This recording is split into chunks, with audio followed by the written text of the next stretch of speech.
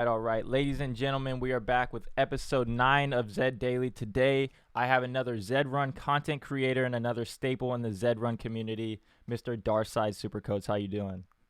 Doing great, man. Thanks for having me on. No problem, man. No problem. So before we get into Zed Run, I wanted to ask you, how did you get into cryptocurrency, and then how did that parlay into Zed Run? So I was doing some research for a nonprofit that I'm involved with, the Human Anatomy Project, and with a another NFT project that I was asked to consult on.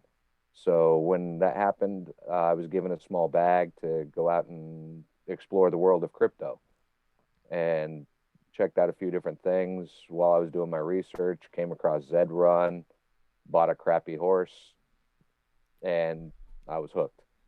I was like, okay, I'm definitely in this, but I did get to learn a lot of things along the way about what kind of horses to buy, the breeding process, and of course, security. Because most people know I did get a pretty high profile hack happen to me. So let's go into that. So what happened? Was that your first horse that happened to, and what was the story behind that? No, that hack happened when I was up to 14 horses at the time. I going for a while. Although the original security hack part happened, I think, very, very early on when I was first getting into the crypto space and was on Discord talking to admins in Mintable and Rarible and OpenSea. And just because I needed to understand for releasing a collection what that was going to be like. And when I did that, I believe I shared my QR code with a fake OpenSea person. I was so early, I had no clue, but I also had nothing in my wallet, so they didn't do anything. And they came back a few months later, and by then I built up some stuff. I had a few thousand in crypto. I had uh, some NFTs that ended up getting sold out from underneath me. The way I became aware of it, I have notifications on my phone for emails and for bids and sales from OpenSea. I had the settings for all those to happen. And middle of the morning, I don't remember, probably like 3 o'clock in the morning, I get a notification on my phone saying that my Jockey Club Classic token had sold. And I knew I didn't list that for sale because the Jockey Club Classic hadn't happened yet, you know. And so that had me pick up my phone, and then another notification comes through and says that Slayer was sold, and Slayer was, or not Slayer, sorry, Looper was sold, and Looper was my slate gray Genesis stud, the most valuable horse I owned, and I knew for sure that it wasn't up for sale. So at that moment, I'm panicking. I get OpenSea pulled up, and another horse sells, and then I get into the security area of OpenSea, and another horse sales, and then I hit the my MetaMask or my OpenSea has been compromised button that locked down OpenSea, but it didn't lock down MetaMask. So then they just shipped out all the currency. So what they Mm-hmm. had done was they just went through the offers and were just accepting anything, any offer that was on my stuff to sell. And so uh, in the end, they sold three horses and one Jockey Club Classic before I locked them out, and they still managed to ship everything out. So they got in with a QR code? Yeah, so it used to be that you could mobile sync your phone to your MetaMask account by you pulling up that QR code. Um, I didn't know enough about it to realize that that's what I gave to somebody else, I think, very early Mm. on. I vaguely remember I think that happened, so that's where I'm assuming the hack happened. But at the time, had no clue. I had just bought something that was super cheap, a $1.50 version of a $40 item. So I didn't know if maybe I bought a fake thing and got hacked. I didn't know if it was something else completely that I had no clue of, some new hack. Uh, but I panicked uh, and created a new wallet while my OpenSea account was still locked. But using the stable tool in Zed, I shipped off all 11 of my horses that I had left to a new wallet. Well, that broke my horses, all 11 of them. And when they got to the new wallet, I couldn't sell them. I couldn't list them for sale. I couldn't, nobody could bid on them. And so I reached out to Zed and to OpenSea. And as a result of that, they locked all my, or they marked all my horses as suspicious activity. Not the 3 that were stolen out of my account, but the 11 I still had are now marked on OpenSea as suspicious activity. And I can't sell them or take bids on them. I could still transfer them through the Zed wallet or the Zed stable tool, but then whoever gets them isn't able to get bids or sell them either without that same funky thing. So I am in the middle of dealing with that with OpenSea, and it looks like I will be able to get that fixed someday. But so I'm just diamond hoofed on those 11. I'm up to 20 something horses now, so I've still managed to move forward. But it was definitely a learning experience. I definitely would suggest to people that you have, in my opinion, you should have 3 wallets. You should have your, I'm going to apply to your giveaway and drop my address on this kind of wallet that you don't care. If that wallet got hacked, it wouldn't be a big deal because it's full of junk. You should have a operations wallet, which is the one you're going to race out of, or the one you're going to buy something on OpenSea out of wallet. And then you should have your vault, a wallet that you never share the address on, that you never really expose to communities and things like that, where you're able to say, yeah, no, this is just going to sit over here for the next 5 years, kind of things. I really think that people should start diversifying their wallets, not just for that breeding fee bone advantage that you can get from doing that, but also just for security. So if I hadn't been on my phone, if I didn't have notifications on, I would have woke up and had no horses left.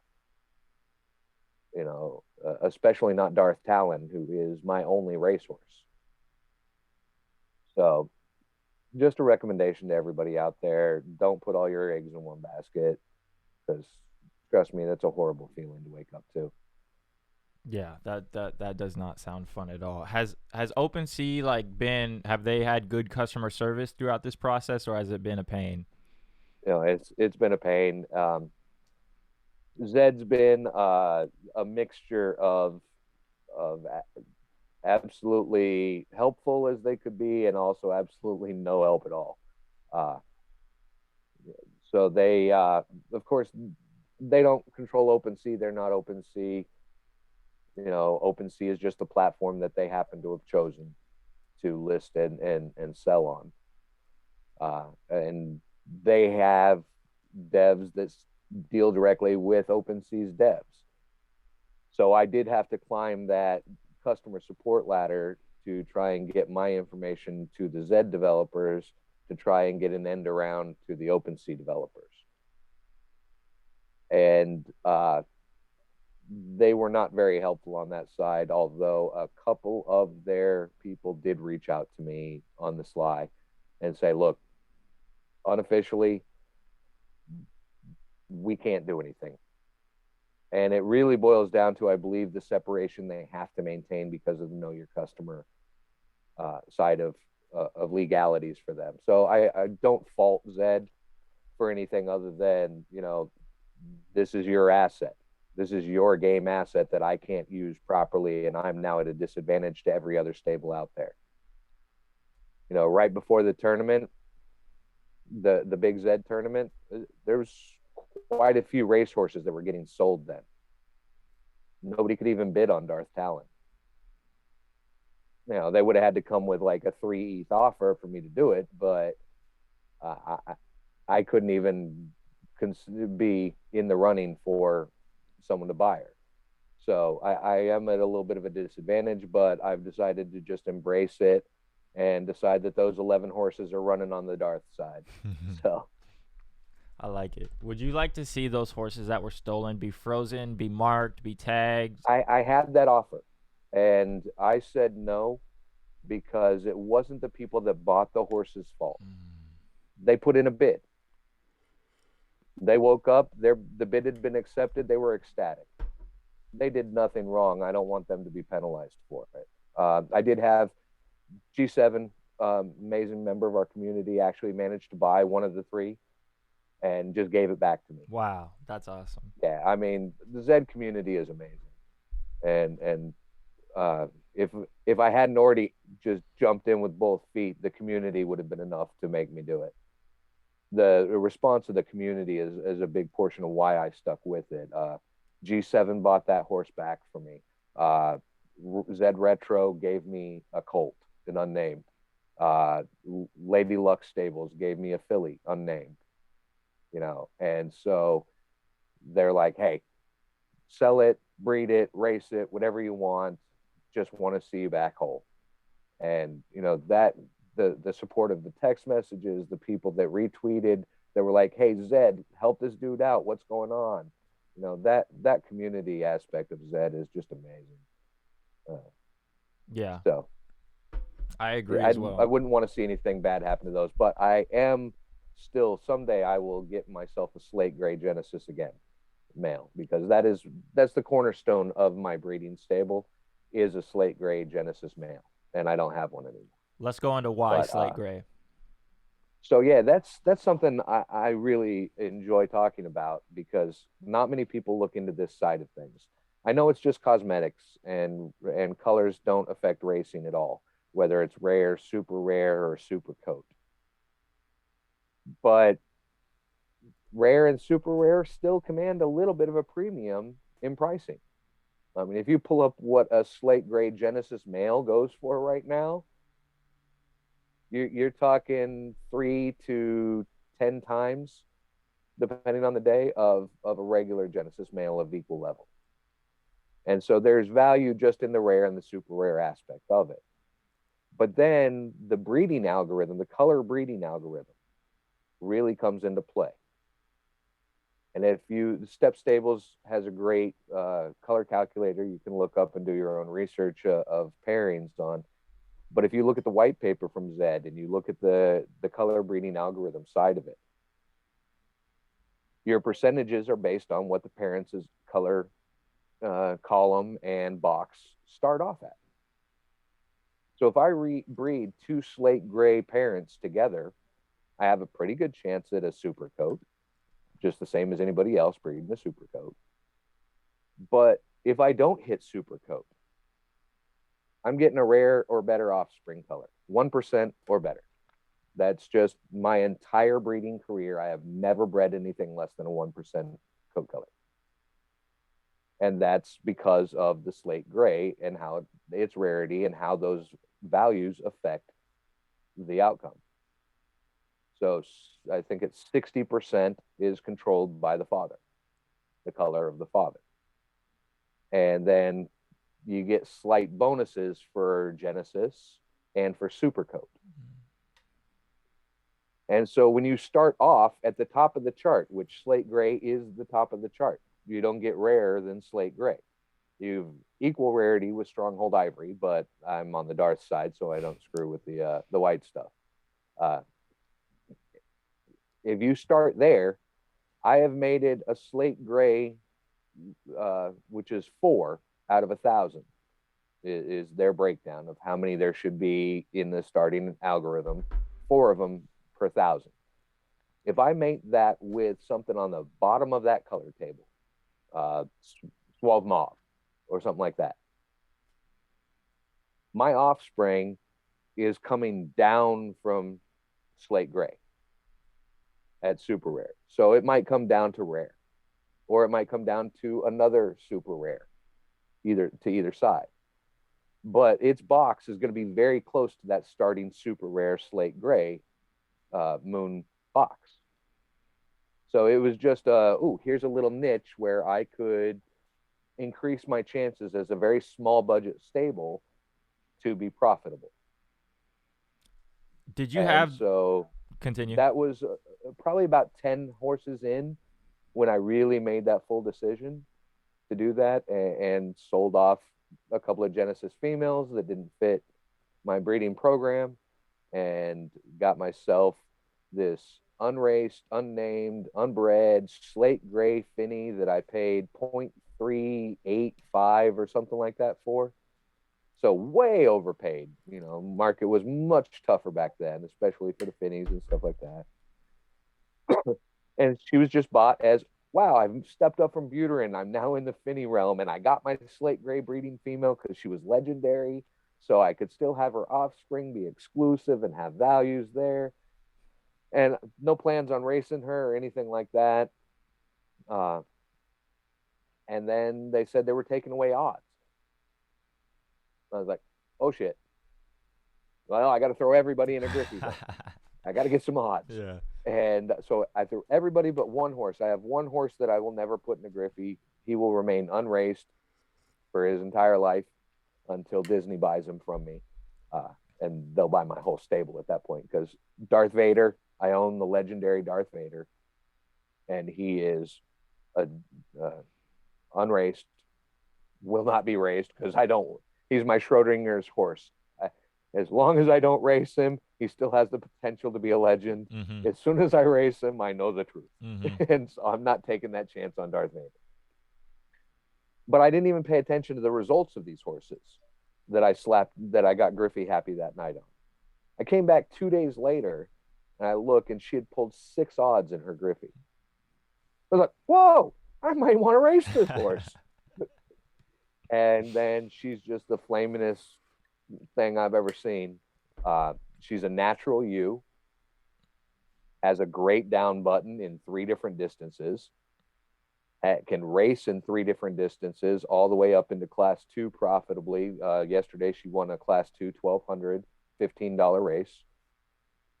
So she normally resides in class 3. That's her natural comfort zone. I've only downclassed her twice in her life. Once before the Jockey Club Classic, because she was going to be drafted by somebody, and I wanted to give them the best chance of her winning. So I downclassed her to class 4 before the tournament. And then the second time was after my run in the NASCAR the big Zed tournament, because I'd just gotten into class 2. I saw everybody else downclassing their horses before the tournament, and it just wasn't me. It wasn't my style. I totally within the rules, and nothing against the people that chose to do it that way, but that wasn't how I wanted to roll. So I started my Zed Run tournament in class 2,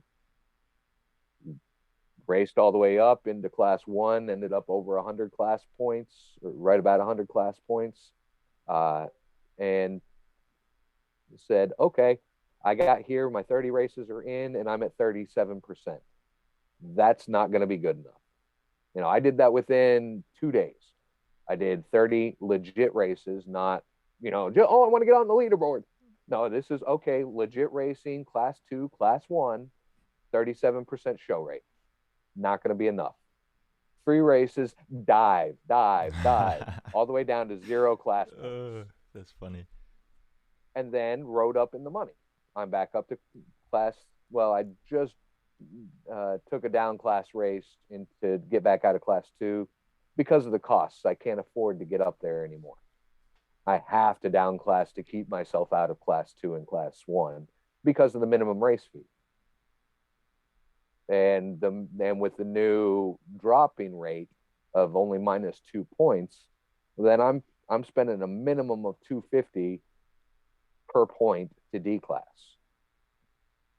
So I can't get way up into class 2 and class 1. $10 a race to try and D class 2 points. Now you're doing $5 a point to D class. So, and now, of course, I go to get in a race this morning, and it says that she's already in a race, even though she's not. So she can't race right now anyways. But yeah, those are the only 2 times I've ever declassed.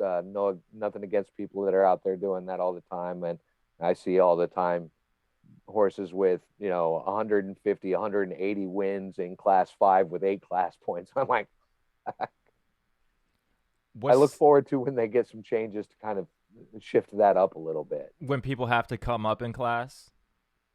I don't know that it's that people have to come up in class. I mean, if you're not profitable racing in class 4, I understand you declassing to try and stay in class 5.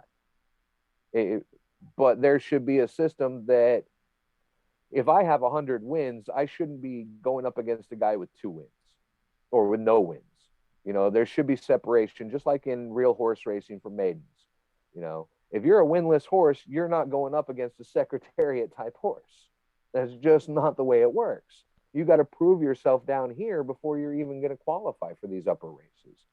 And I think that should have a little bit more to do with it. They should mirror a bit more of that. Number of wins, winning percentages, kind of things can be thrown in there. Although, again, winning percentage can be gamed. So wins shouldn't change your class. Just because you have 100 wins doesn't mean you should have to be in class 1. But it should means you shouldn't be in class 5 against horses that haven't won yet. So would you say more of like maybe like get rid of classes, but just say if this horse has 100 races, you can't race against a horse that only has 10 races? So like wins. I would say more wins. Okay. You might have 100 races in and still only have a second and a third. Good point. So I don't want you to be stuck up there with monsters you definitely can't compete with.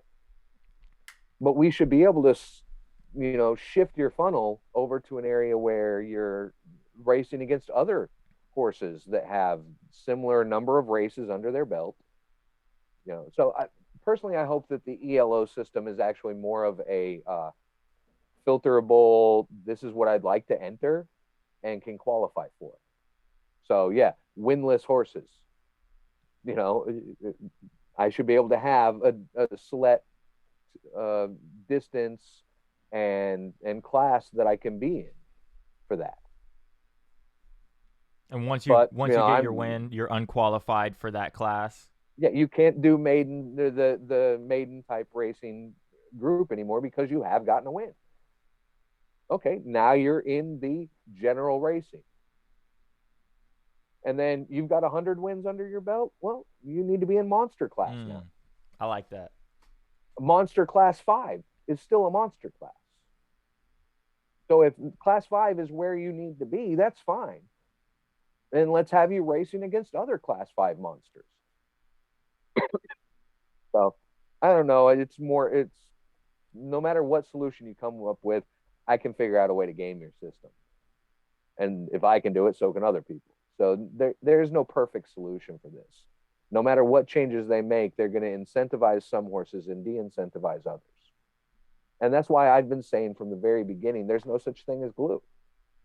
You have no clue what these changes are going to be. We have 15% of Zed Run available to us right now, in my opinion. When you consider weather, track surfaces, types of tracks, types of races, that we still haven't even gotten words on, let alone an idea of how that will affect us. Are they going to have a steeplechase? Are Zabos going to be the jumping kings? Is Zabos so weak racing because they're such great breeders? Take your knock, slap it with a Zabo daddy. And those, Z6s and Z7s and Z5s are looking really, really good out there. That have, a little knock in them, a little Zabo in them. I've seen a lot of those monsters. When I explore the lineage of some of these great horses that are a little more under the radar because they aren't arbitrages or Danshans, and so they don't get the promotional side of things. But you see him in your race and you're like, oh crap, there he is again. Yeah. I don't know who owns that stable, but man, I'm tired of seeing that horse. The Z7s, especially, I've noticed like the bred Z7s with a little bit of a Naka in them are some killers. Yeah, that knocks out. I mean, I've seen a lot of stuff that has a little bit of Zabo in it that tends to be really good, and so maybe they're not good racers in this environment. Maybe they're the best breeders, though. Maybe they're really strong in adding, being able to maintain the base ability at a higher level. I don't know. I don't discover the algorithm, and I hope nobody ever does discover the secrets of the algorithm because that'll ruin the game, in my opinion. Keep it interesting. If someone figures it out, it better be just like my wife. They better change the rules. So let's get into breeding a little bit. What are your strategies and how do you feel about the current breeding minimum system? Are you able to breed right now? And if you are, what horses are you pairing together? So, for the most part, I'm not doing too much breeding. I do have a breeding program.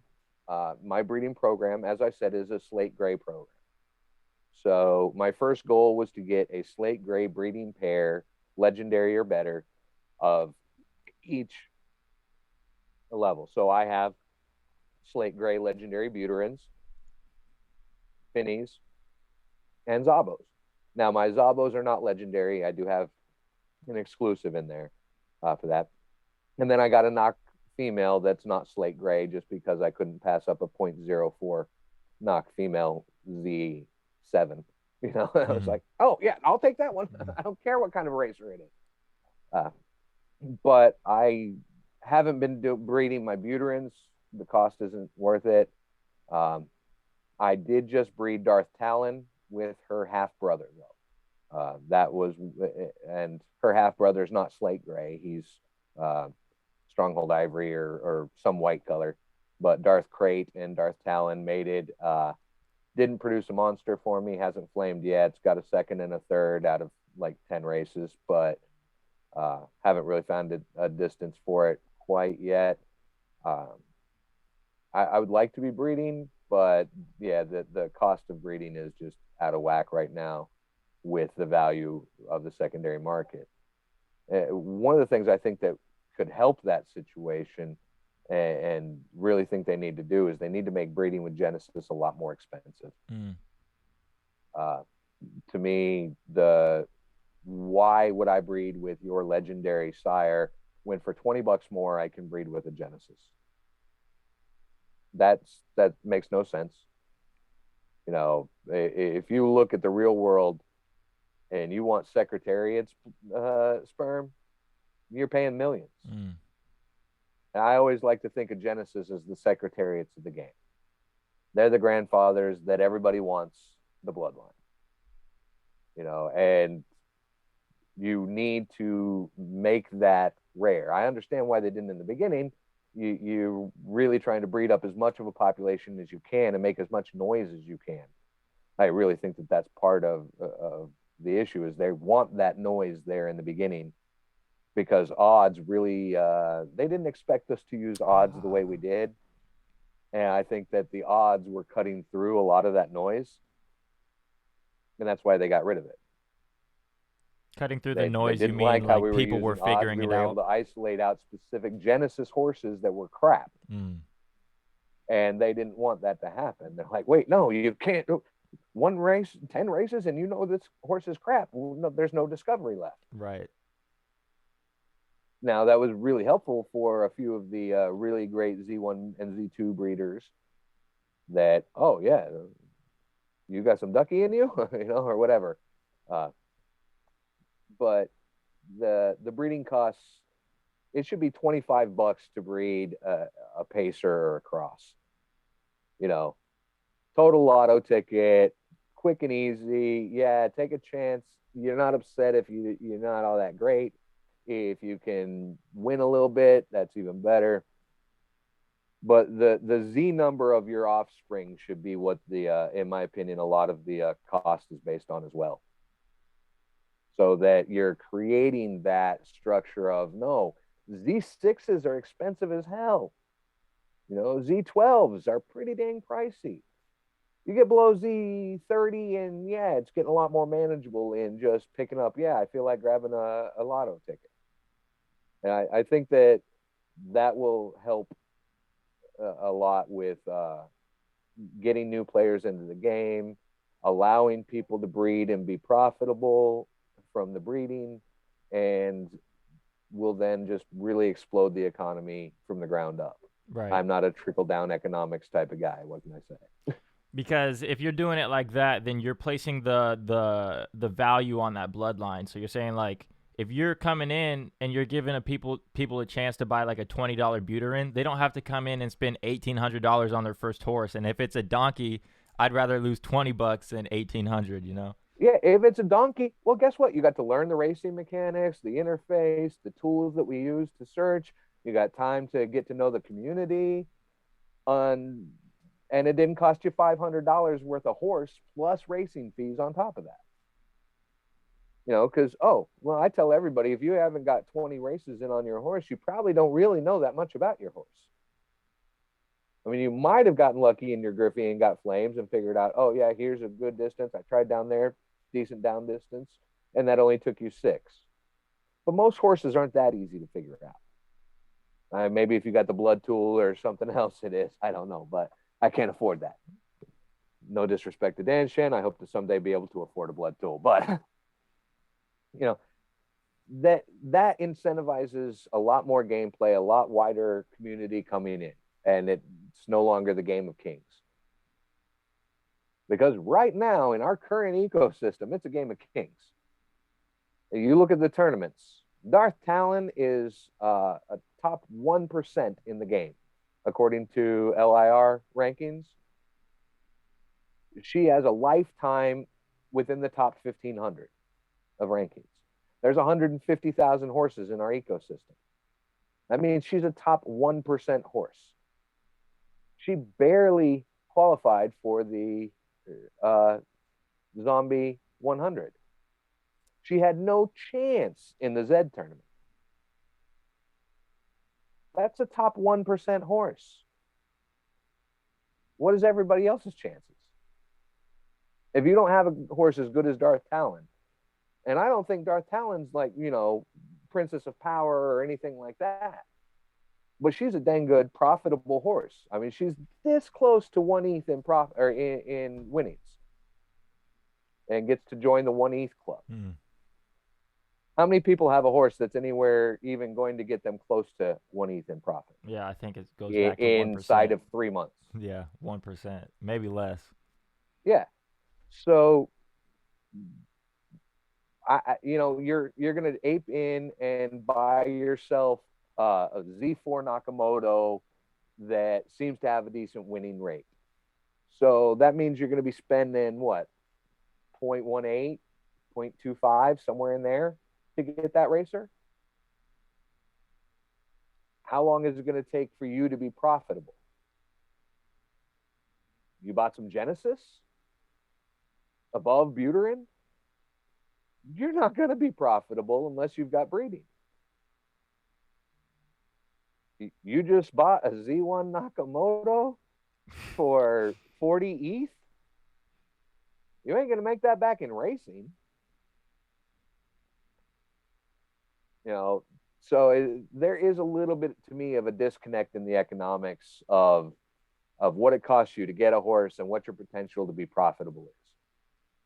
If you're looking at it as, no, I'm having fun, and when they do the party mode and you can sit there playing poker with your boys and have, we're going to do a round robin. Everybody got to bring 6 horses to the table tonight, and maybe someone's going to win a horse out of it or something like that. Then you can be profitable with party mode and stuff like that. But for the majority of people, they're not going to be profitable racing in Zed. It's a fun thing, yeah. And breeding has the opportunity to make you profitable a lot quicker than racing. But when they price out the breeding to where you can't afford to breed because the offspring you're going to breed isn't going to sell, because they've glutted the market with these low Z numbers, literally you can get a Nakamoto, a slate gray Nakamoto, like Z8 right now. I think I saw one last night for 0.08 for a female Nakamoto in slate gray. Where's your profit if you bred that horse? It costs you more than 0.08 to breed a Nakamoto. So, I mean, and don't get me wrong, I've sold plenty of horses at a loss because they weren't worth the money that I paid to breed them. And I'm not going to race them, so I'll recoup some investment. But not like the people that I sold it to made out. They didn't get a winning racehorse. They got a shit horse. So now they're not going to be happy because they overpaid what it was worth. And they're not going to be able to recoup their investment. And that all comes down to the class system, the breeding fees, and the point system, in which we have a new point system. And a lot of people are really unhappy about that new point system. I'm not. Do you want to dive into I'm why you're not? Well, one, I'm excited not to be getting a point for 4 anymore. Same. You know, to me that was beautiful, because Slayer comes in second and third a lot. Has only come in first once in his career. He's my Slate Gray Zabo,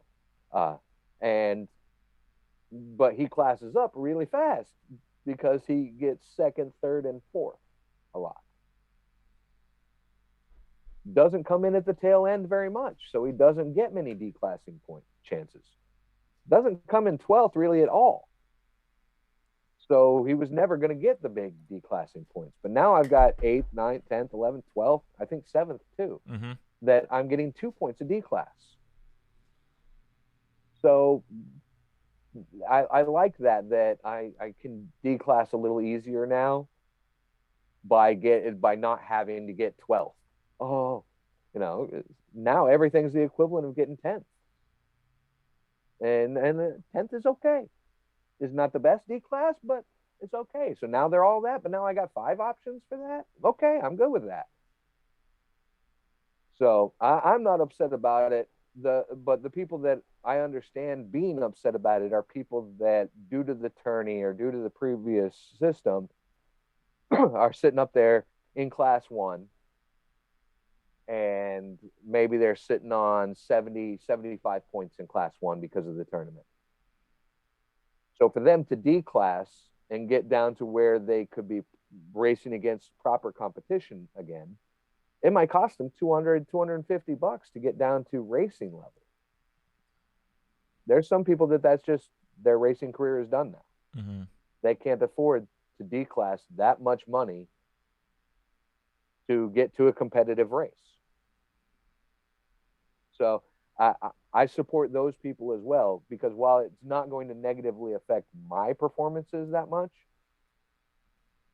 because yeah, Darth Talon can win a $15 class 2. So I can afford to declass. You know, that's going to win me $100. If I spend 25 of that declassing down, I'm still pretty far up in my game. Not many people have that ability. If you're of course, she is a natural U. She isn't always going to win that class 12, and right. that 15's gone. Right. But, you know, but she's going to win. I think her current, even with all the downclassing, remember I declassed her from 100 points all the way to 0. That's crazy. So her win rate is shot. It's still at, I think, 14 to 16%. Her place rate or show rate, depending upon which culture you're in, her third place rate is still in the 30s, even after all those losses. Most people don't have a horse like that. So they are like Dork. I think Dork Love Sports is one that has been commenting on that, about how much trouble they're in now because of the new pricing and point system. And they're stuck up there in class 1 without having a class 1 horse. So I understand and feel for the people that are in that situation, because it did screw them. But I also constantly say, this is the horse that's profitable today. I can't tell you who's going to be profitable tomorrow, because we don't get major updates from Zed. We don't get preparatory updates from Zed.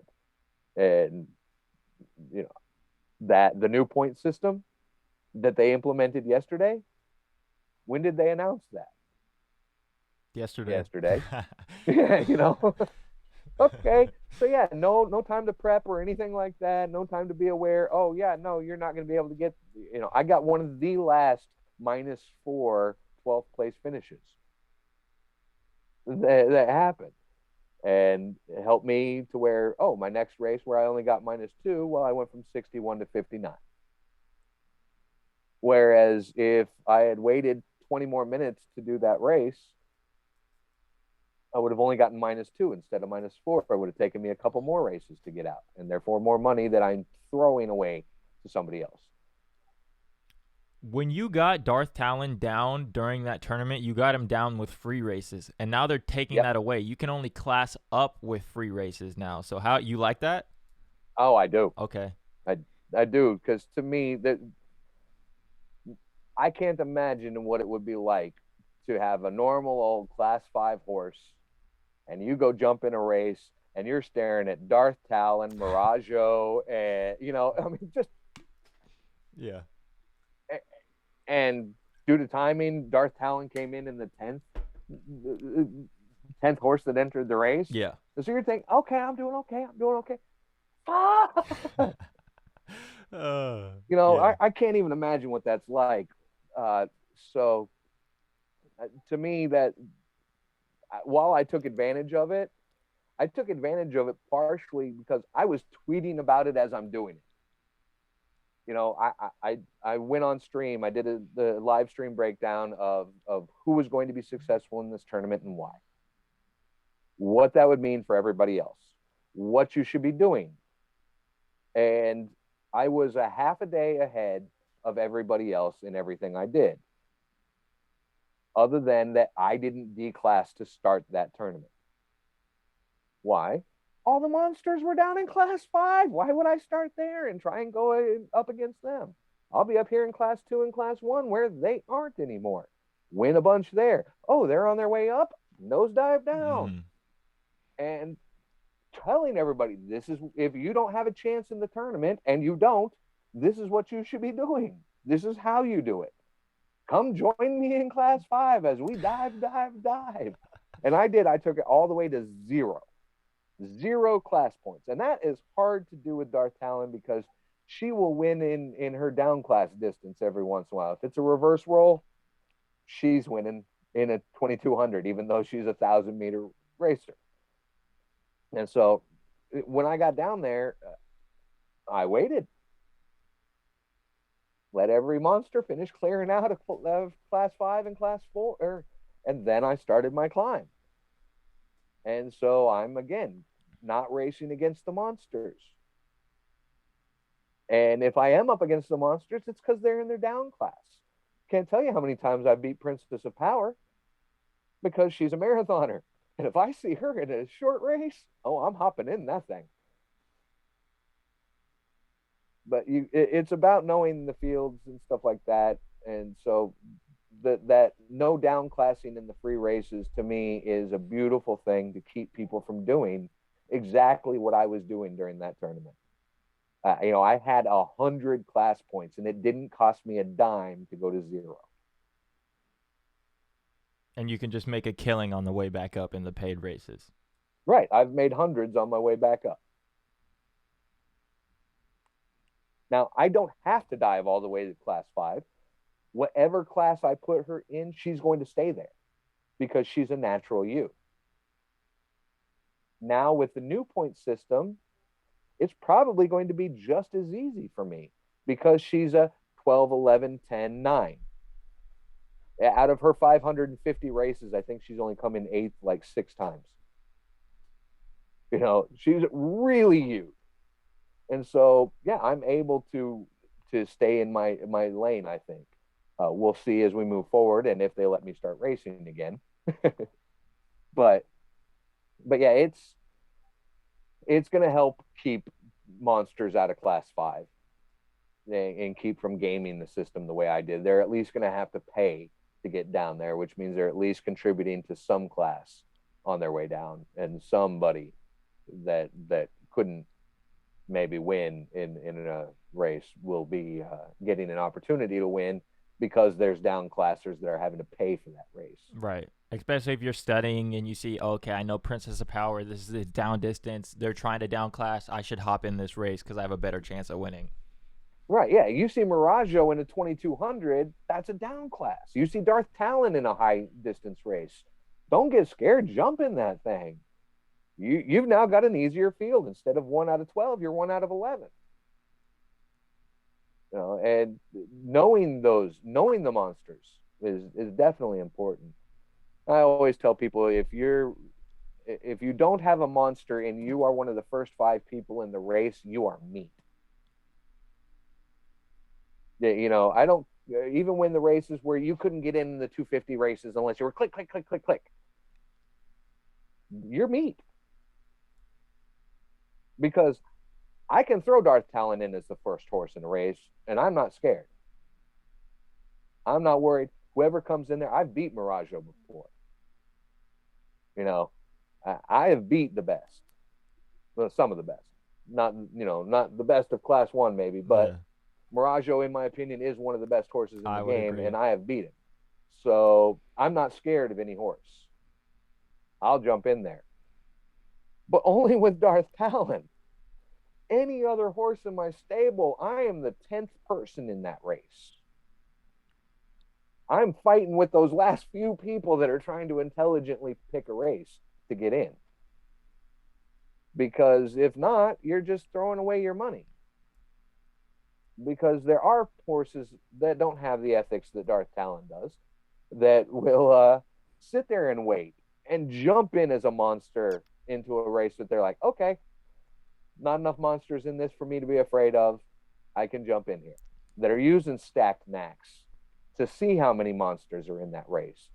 And that's another thing I tell people, you know, if you're not using the Know Your Horses plugin, the stacked knacks plugin, the using HawkU and MJ Informatics, you're not playing the same game I am. Facts. You're donating money to me, and I appreciate it, but I'll still tell you about the tools. You should be using these. It's just, yeah, I love this game. I love talking about it. Yeah, me too. But I do understand those people that have those monster horses, like for me with diamonds, right? It's not smart for me to toss them in first 6 because I'm going to sit there for 3 days. Nobody's going to fill that race. Right. So I learned that from arbitrage. He's like, always jump in last. Jump in last. I was like, check, got it. Jump in last. Don't have to sit for 3 days. And I am not scary enough that I'll be stuck there 3 days. Because of my natural enough people have beat me that they know they stand a chance. You know, they love it. They love to brag on it on Twitter. Of, hey, I beat the legendary Darth Talon. I'm like, hey, yeah, let's do it again. Maybe next time it'll be my turn, but congratulations. I'm happy for people when they get that feeling, because I know the feeling when I beat Miraggio. Right. You know, my famous victory against him was you know, I have a Twitter account for Darth Talon. Mm-hmm. And Darth Talon and I go back and forth sometimes. She likes to accuse me of not having any balls because I stick with mostly $250 and $5 races for her. And I keep her in class 3. And so one day she was giving me a hard time about that on Twitter. And I said, well, fine, then here you go. And I threw her in a race with monsters. Miraggio was one of them, but there were like 4 monsters in this race. And I'm saying it on Twitter. All right, here you go. You want the smoke? Here it is. Here's the heat. Got it. You know, and she's like, yeah, let's go. And here's the link to the race before it pops. No clue what's going to happen. She wins that race. You know, and so little things like that, I love that. I love that kind of interaction. When people comment to Darth Talon or to me about a race they're in, if I see a monster in a race I'm in, or a stable owner that I recognize, I'm on Twitter saying, hey, I see you in class 2, or what you doing in my Griffey, you know, or, you know, something like that. Get that banter going, because the racing isn't nearly as fun if it's not social. Right. You know, that win is great, but man, I want to share that win. I want other people to be upset that they lost and talk smack to me. I've got plenty thick skin. You're not ever going to say anything that can hurt me. Uh, so I love the banter and the back and forth, and I that's actually part of why I created Darth Talon, was just so I could have that back and forth of talk some smack here, and the horse says, "Yeah, who are you to talk?" You Mm. know, that engagement side of things. Now my horse has over 500 followers Damn. on Twitter. Damn. Yeah, That's high. That's uh, that's she's cool still too. chasing me. I got over 2,000, Oh, there you go. There you go. It's and over nice though. 10,000 followers on LinkedIn. I Oh mean, shit. this, yeah, my background is mixed reality. Okay. AR, VR, MR, XR, whatever letters your personal choice is for the description. That's what I've been in, the industry I've been in for over a decade. So let's get into Uh, that and the Van Gogh tees. What's the story behind your NFT? okay, so the Van Gogh tees are uh, artificial intelligence engine, that's based off of VQGAN, and a collab library that was written by somebody else that I tweaked to fit my needs. Uh, that I discovered this thing could make beautiful paintings for me, and a couple of people saw them and said, "Man, those are gorgeous." And so I decided, okay, well, I've got this human anatomy project that I'm involved with, and they're very, very early stage. Has to do with CT scan technology that I developed that is going to change medicine as we understand it. It's really amazing the things that I can do with CT scans now, and this is backwards compatible to every scan that's been done throughout history. But standing up a nonprofit is not easy, Right. and you need donations and things like that. And so I decided to create these artwork pieces as rewards for people that were donating to the Human Anatomy Project. Well, so I had to learn the process. That's when I got that bag to really kind of explore that process, and made a couple for individuals that I valued in the community, like MJ Stables and Zed Retro, that were very instrumental in helping me on board into Zed. I made them their own custom Van Gogh tees, and then I made, but before that, I had made a few on the Ethereum blockchain, and I sent a few of those off to some Zed executives, and that's when I really got to know about Polygon and how I could mint on Polygon. And so at that point, I decided, okay, I'm going to throw together a collection of these art pieces. I'll call them the process.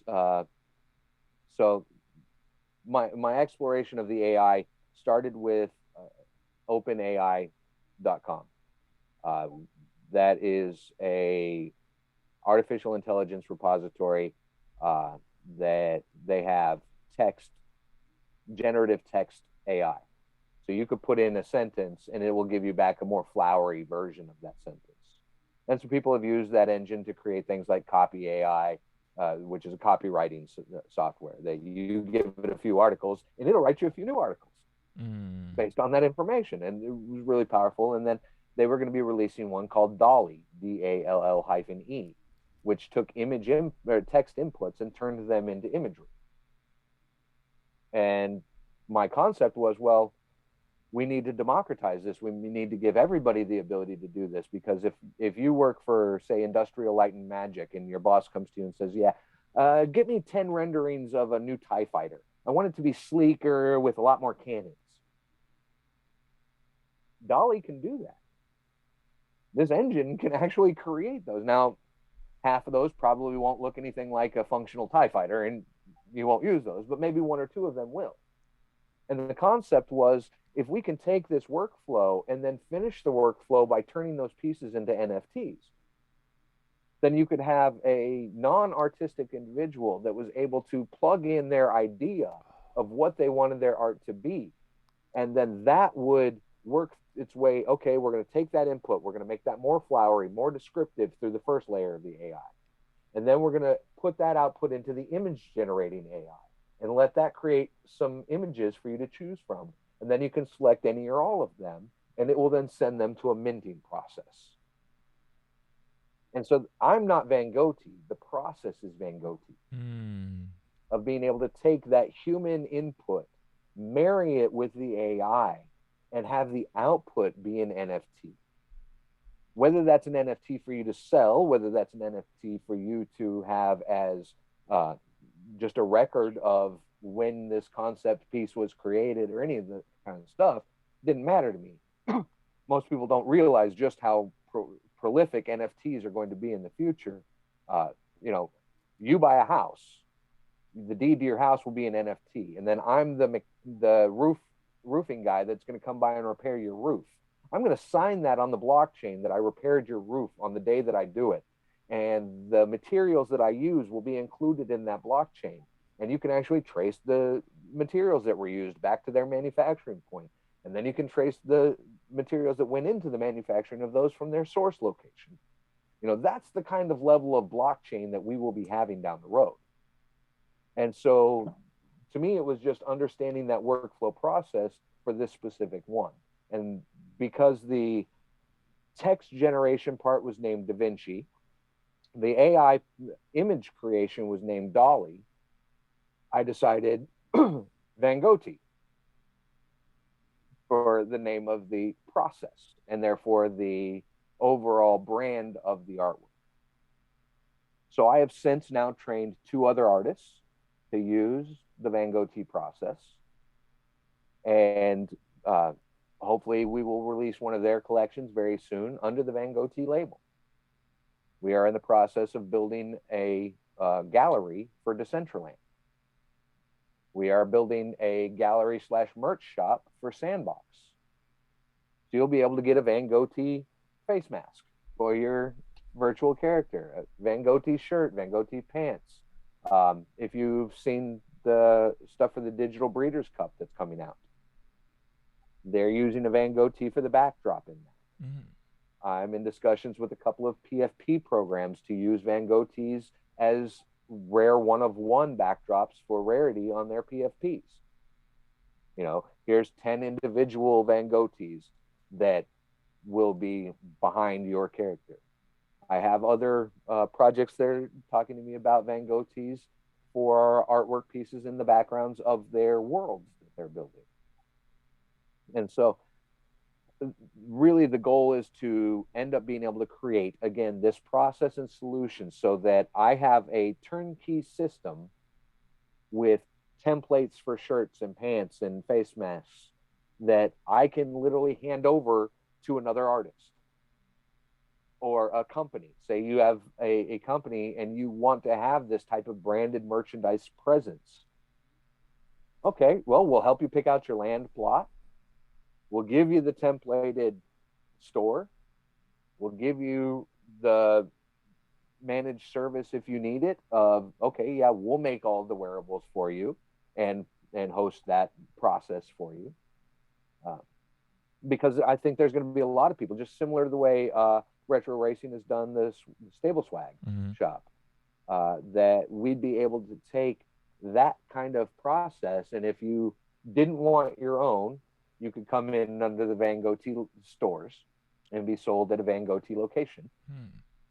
Or we can give you the turnkey process and walk you through getting your own location set up for your own business. And that onboarding doesn't exist. So that's what we're doing. Okay. So so say I'm someone and I wanted to make my own project, I would come to you and I would say, hey, let's maybe throw would we just type in words? So say Seattle, Space Needle, all the stuff we would want. I can do a lot of stuff. And go into that. So if you look at the ones that I have now, the Van Gogh series that came out, there's a Novus Earth series. Okay, Novus Earth isn't the 2 words I put into the AI engine. I spend a lot of time dialing in my words, the weight that each word has, because I can actually assign percentages to words, combinations of words, things like that. to where I'm getting a consistent feel for what I want. And so then once I have that pairing all dialed in, then I rinse and repeat. I still manually do each one and monitor each one to go through the process. And then I take the output from that and I convert that into the video. And then I build the NFT through OpenSea for it. And so there's a lot that goes into it. Like when I did the custom one for Zed Retro Racing, he told me kind of what feel he wanted it to have. He was like, kind of a Churchill Downs or, an old racing, old school kind of look to it. Well, there's a lot of different things that I can tell it to do. Like I could tell it to do it in the style of Norman Rockwell or in the style of Picasso, or, so there's a lot of different inputs that you really have to kind of learn what words really cause something. The word neon, I love the output when I have the word neon in my stuff. And that's one of the key words that went into Novus Earth was the word neon. But I don't always give it, a huge amount of weight. It might just be, I want some just nice purple accents to pop up in this thing. And by putting that word in there, I know I'm going to get that. And so I can do custom stuff, but I also do a lot of stuff where I create a series. And so the Van Gogh Originals, I had 5 primary themes. The Fairy Tree, Fairy World, Novus Earth, Mysterious World, and can't think of what the 5th one was, but I did 20 of each of those 5 categories to make 100. This was my first series. I didn't know what I was doing. I didn't know if anybody was ever going to buy anything, if I would have any sales or not. But for me, it was, I'm learning. I'm going to do a 10,000 piece collection that I'm giving to the Human Anatomy Project for them to have as rewards. I need to understand this process. Is it the right system to be on Ethereum? Is it to be on Polygon? Is it to be on Solana or one of the other platforms? So for me, the Van Gogh Originals was my, okay, I'm going to test this out. Because of the response I got from the community, I decided to extend that a lot further and reward them for being the original helpers of me getting this process off the ground. And so I come up with the Van Gogh version 2s, and that everybody that buys a Van Gogh version 1, I'll give you one of the version 2s. Again, creating value in the only way I have for people that supported it. And I'm lucky that people love it and love their artwork. Nobody's sold for below floor of minting price. I think there's only actually right now 3 available to even purchase of the 70 something that are still out there, because I did burn some to help. Okay, nobody's buying the Fairy World one. Okay, well then we need to, I don't want to sit here shilling my last 17 because nobody likes them. Right. Well, if you don't like it, then I'm going to get rid of it, and I'll make the ones that you did like out of that series more rare. And or this last time when I was going to burn, I said, you know what? I'm not going to burn this. They're doing a second chance for the kids. I always mess up. Extra life? Not Second Life. Is it Extra life for kids? Extra Life for Kids. Yeah, they were doing an all-day long marathon on Pony Club. And I was like, hey, you know what? I was going to burn these 3 Van Gogh anyways. I'm going to send them to you. You can give them away to people. Just don't sell them. I don't want that to drop the 0.05 right. as the lowest they've ever sold. But the 3 that are still left for sale, or I think there's 4 actually. 1 at mint price from a secondary sale. So they didn't even list it for lower than floor. They listed it at mint price. There's 2 of them that are 1.2 and 1.22, and there's another one that's 5. Those are the only ones available on the secondary market. 5 ETH, four and a half times what they paid to get it. So I couldn't have expected that kind of faith and love from the community. And because of that, that drove me to say, okay, how can I create more value? How can I turn this into something long-term value to these people? Rather than, oh yeah, a year from now, they're like, why did I ever buy that Van Gogh? I could go to the Van Gogh original page on OpenSea and watch these anytime I want. Why do I own them? So I had to give them reason to be happy with their ownership. So my next version, guess what? You can see the final image, but you don't get to see the video unless the owner of it shares it. That's locked content. So now, no, yeah, you can see how great it turned out.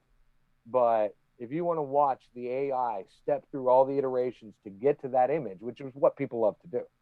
I got people that tell me all the time, it's only a 15-second video clip, and I watch it for an hour over and over again. I love the thing. You know, MJ says that every time he sees it, he still sees something new. You know, I want to continue to provide that kind of engagement for them. So that's why I came up with the Van Gogh version 2s. And with the Van Gogh version 3, anybody that completes a cube, which is 6 Van Gogh version 2s that they from the same series that they burn, they get a cube, and inside that cube is a coupon for an actual physical in real life Van Gogh, where I take and I have a canvas paint a print done of the final frame of your Van Gogh, and then I touch it up with real paint and sign it and then send it to you. That's awesome. And pair that real world, but it's only the people that assemble a cube, you know. And so I'm trying to provide some gamification to that side of it. I'll be dropping 600 of these single images. There's no video with them or anything. You have to assemble 6 from the same series. Like I had 5 series of 20. You're going to have to assemble 6 single images from that series and burn them. I will reward you with the cube, and then you can choose to turn in that cube or not. If you unlock that cube and cash in on the code, it's a one-time code. So you will be burning your cube, but you will get a certificate of authenticity and the real world print at that point. So I tried to create multiple levels because it's only going to be 0.01 to buy a single image. You know, which means my originals were 0.05. To assemble a cube is going to be 0.06. Didn't really raise the price up much, but if you assemble that cube, you're not having to pay for shipping. You're not having to pay to get the artwork printed. I'm handling all of that. So I'm not really even making all that much off of the sale of them. And I can't spend what you guys pay for that because I've got to save that to print the canvas print and shipping and insurance on shipping, and probably be sending quite a few of them to Australia, knowing my followers. But that was what I really wanted. To me, that was the logical bridge. And, you know, how do I move this forward? Well, I could just release another series of 100 Van Gogh originals, and maybe people will buy them. Maybe they won't. But I wanted to reward the people that, without a white paper, without a website, without a Discord, I sold out at 0.05 a piece. People just don't know what that does for my heart and for me. That kind of love and acceptance is only come from my wife and daughter in my life. So that's awesome, man. And I think you're onto something, because who would have known, let's say 2 years ago, that $10,000 random generated art pieces would be the mainstream, right? Nobody would have guessed that CryptoPunks, the way that they did it, would boil off into Bored Apes, and now everybody has $10,000 or 10K collections with random mints. So who knows? In 2 years, people might, instead of having a human make the art, they would rather have their input and have an AI robot do it for them. Yeah, and to me, that's I'm always about 10 years ahead of technology because that's the wave I like to ride. If you check my recent Twitter feed, you see me begging companies like XSense to give me the mocap body pieces because I want to be live streaming as an alter ego. That's cool. Yeah, and it's not that difficult to do if you're in that space. If you know the tools that you've got to use to do it, just a few pieces of hardware and software, and you are literally full body avatared. Facial expressions, forehead wrinkling, eyebrows, all that is part of your character, and it's tracking your face in real time and doing your broadcast real time with that. That's where I want to be. That's the next space I want to exist in. I was doing augmented reality overlays on the real world over a decade ago. I was doing Pokemon Go stuff before Pokemon Go existed. That's funny. I've been an advisor to MIT, NASA, the Air Force on the field of augmented reality and mixed reality. I speak on panels to the Air Force and NASA on these subjects. And so that is where the future is going to go. I mean, and as a broadcaster, you'll be one of the first people that's really getting exposed to that possibility. And after the stream and everything, if you want, I can hook you up with some information on a couple of YouTubers that are doing that right now. Xanadu is an amazing show. This guy is doing the best. I think I've seen that. He's got like the thing around his neck, and he's got like the iPhone right here to track his face. A bunch of cameras in the corner of the room and stuff. Yeah, but see, now he's moved on from that stage. He's using the XSense system, which is a digital reporting just sensor. Don't need the cameras. It's using kinematics, motion, just accelerometers, that kind of thing. And so, yeah, he's able to do that live stream and jump around and spin, and with the gloves, he's got full hand tracking. So if he wants to flip you off, he can. I mean, to me, that's the coolest thing in the world. When you're giving people, because my kid's sister is the shyest person in the world, agoraphobic, social anxiety, all that kind of thing. You can give somebody like that the ability to step outside of themselves and become someone that they are excited to be. Because so many people in the world today are not happy with themselves. They look at themselves and they are not happy, and they want a change. They want to do something differently for themselves. This gives them the ability to do that, to be somebody else in that virtual world. And you know what? Yeah, guess what? In life, she's a 62-year-old grandma, but at night, she's DJ Whippet, or whatever. And she's up there. Wow. Nobody knows she's a granny. Exactly. I love that is now possible. That you can literally become anybody you want. You want to be BoJack Horsehead? Guess what, BoJack? We got you covered now. And you can go out into the real world without all the pressures of fame and like people bugging you. They'll have no clue unless they hear you talk, or you might even have a voice, like whatever, that throws people off. Yeah, the voice modulator is going to change your output as well. So literally, yeah, you can go out and be a normal person. Your celebrity cred, digital, virtual world, you can't walk around in there, but snap your fingers and you got a different personality on you. You got a different. So even in the virtual world, yeah, well, at night I'm grandma, but during the day I'm Joe. That's pretty awesome. I look forward to all that and bringing that to people and the awareness of that to people. Yeah, definitely follow me on Twitter if you want to see the coolest in tech.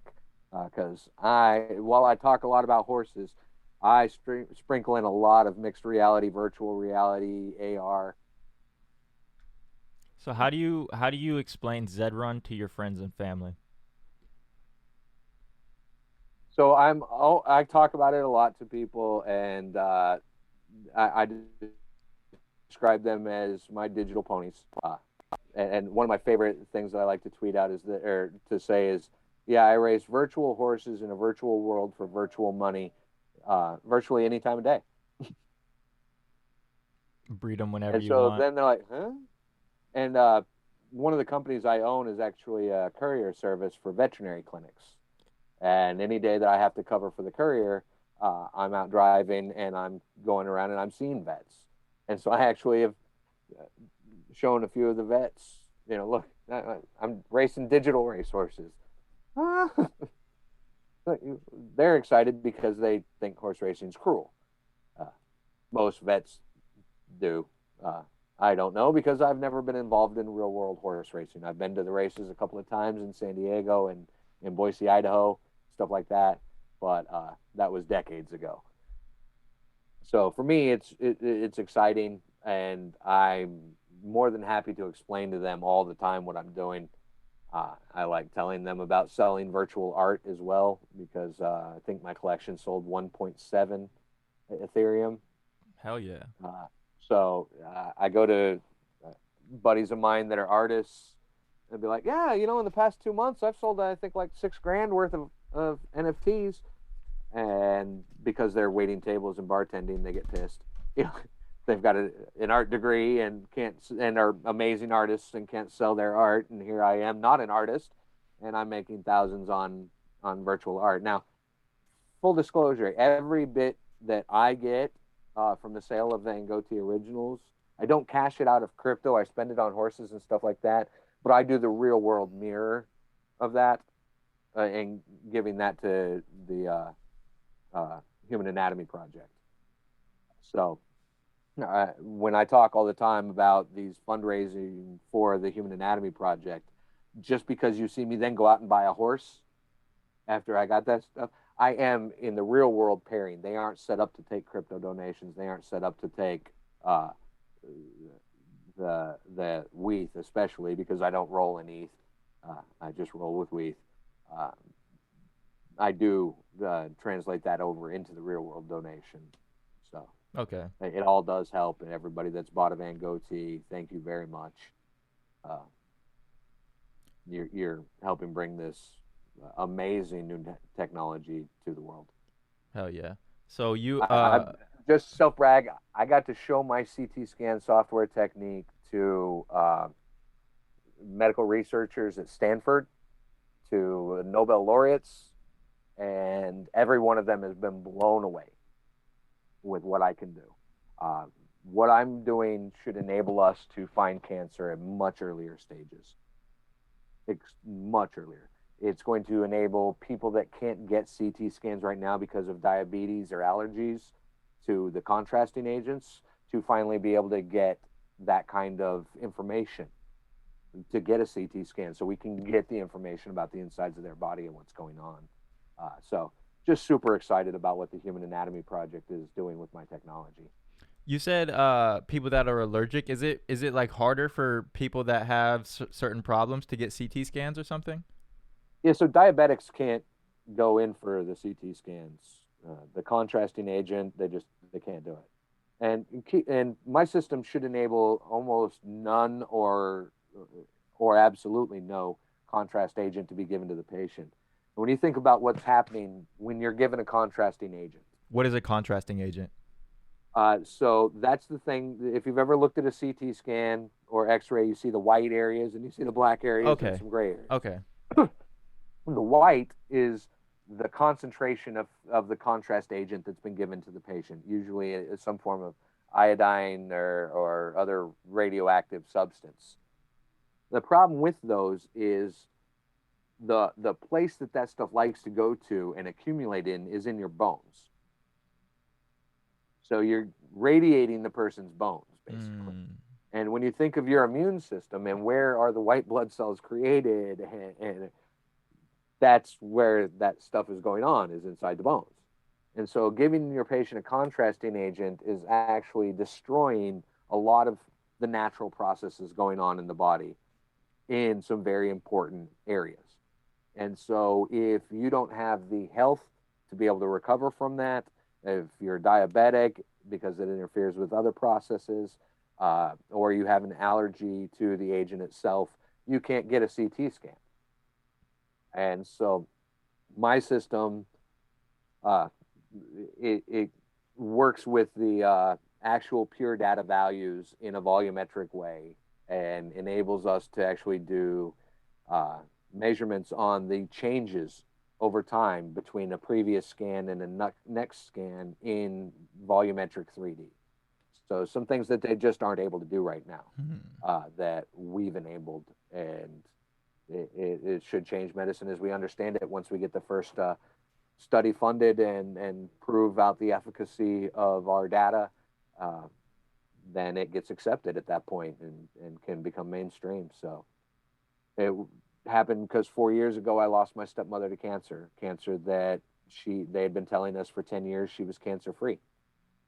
She wasn't. The cancer had changed into end-to-end chain molecules and grown in her all through her organs, her spine. And when she died, they still couldn't see the cancer on a CT scan, and that didn't make sense to me. I was like, well, if it's there, why can't you see it? So I researched the technology all the way back to Nikola Tesla and the invention of X-ray. And then I worked my way forward through all the innovations and the workflow and the pipelines that exist and why the innovations were done and everything about it, found the problem, and I fixed it. That's beautiful. You know, my title with my company is Chief Rainbow Maker. They wanted to make me the Chief Technical Officer, and I was like, no. Because what I do is I'll see something here, something there, and something there, and I know that if I put these things together, I'm going to get a rainbow. There you go. And so I have gold recovery systems that can now recover ultrafine gold particles all the way down to 20 microns and separate it from the heavy black sands. They quit searching commercially right now around 400 microns. They have miles and miles of fields out there that are full of dirt with gold in it that's just too small for them to access without using something like mercury to collect it and then burn off the mercury. And that's so horrible they don't do it. Although in third world countries, you see 12-year-old children hopping these fences into these yards and doing that, using mercury and burning off mercury to get a tiny little piece of gold that they can then sell to feed their family.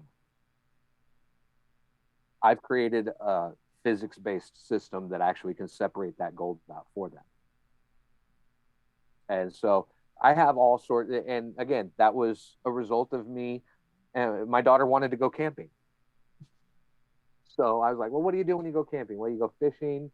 I don't really enjoy the taste of fish all that much. I mean, I can eat it, especially if it's fresh, but I've also been deep sea fishing and caught tuna. Once you've fought tuna, catching a trout is boring. You know, oh, we're done? Okay. You know, so I was like, what else do you do? Oh, you can go, you can search for gold. You can go panning for gold. So again, me being who I am, I researched the technology. Okay, how do you find gold? How does, you know, is there even gold in my state? Yeah, okay, South Carolina has gold in the rivers. Okay, well, how do I know where to look for it? How do I pan for gold? And in my process of studying all that, I came to understand the physics that were involved. So then I was like, oh, well, I found this thing over here when I was doing CT scan work, and I'm going to apply that math to this. And I gave that model to a computational fluid dynamics engineer, puts it in the computer. It didn't work. I was like, no, you need to change this angle and that angle. Snaps into place, and all of a sudden the gold and the iron are just almost magnetically shooting away from each other because of the channel shapes and what I've done with it. And so I did the same thing with Zed. You know, I looked into it. The color breeding algorithm was where I discovered a little niche. And so I leaped forward with that. And I proved right. As I said, I've never had a less than 1% rarity offspring for coat color. Nobody that's ever bred with one of my studs has had a less than 1% coat color. That's the secret of slate gray. It might work as well for stronghold ivory. I just don't roll on the white side. What can I say? I'm on the dark side only. I give you 0.5 ETH. what are you gonna go get in the current market? If you're a new player, you have 0.5 ETH, no horses at the moment. What are you gonna go get? All right. So first thing I'm going to tell you to do is go buy the absolute cheapest horse you can find on OpenSea. Should cost you, you should be able to get that for 0.009 or something, total donkey. Don't buy anything else. Now we're going to work through the mechanics, how stuff works, how we look up these things with your specific horse on HawkU, on Know Your Horses, on MJ Informatics. We're going to race a couple of races with that horse. We're going to then go back to those tools and see and understand how to use those, how that data is now updated and populated into this, so that you understand how the systems work. Once that's done, we're going to look for a racer, if that's your goal, because that's the next thing I'm going to ask you is, what's your goal? First thing you need to understand, though, is the racing side of things. Whether you're going to be a breeder or not, you need to understand the racing. You need to understand the current racing. You need to understand the previous racing. So I'm more holistic in that. It's going to be you're going to have that bag for a while before we're going to spend it. Because you're going to pick your first horse using the specific filtering on HawkU that we come up with that we feel is getting us a good group. I usually like to start with a flame rate of 60% or better, a finish rate, a win rate of 10% or better. That's my first two. Minimum of 11 races. Why do I do that? Why do I say a minimum of 11?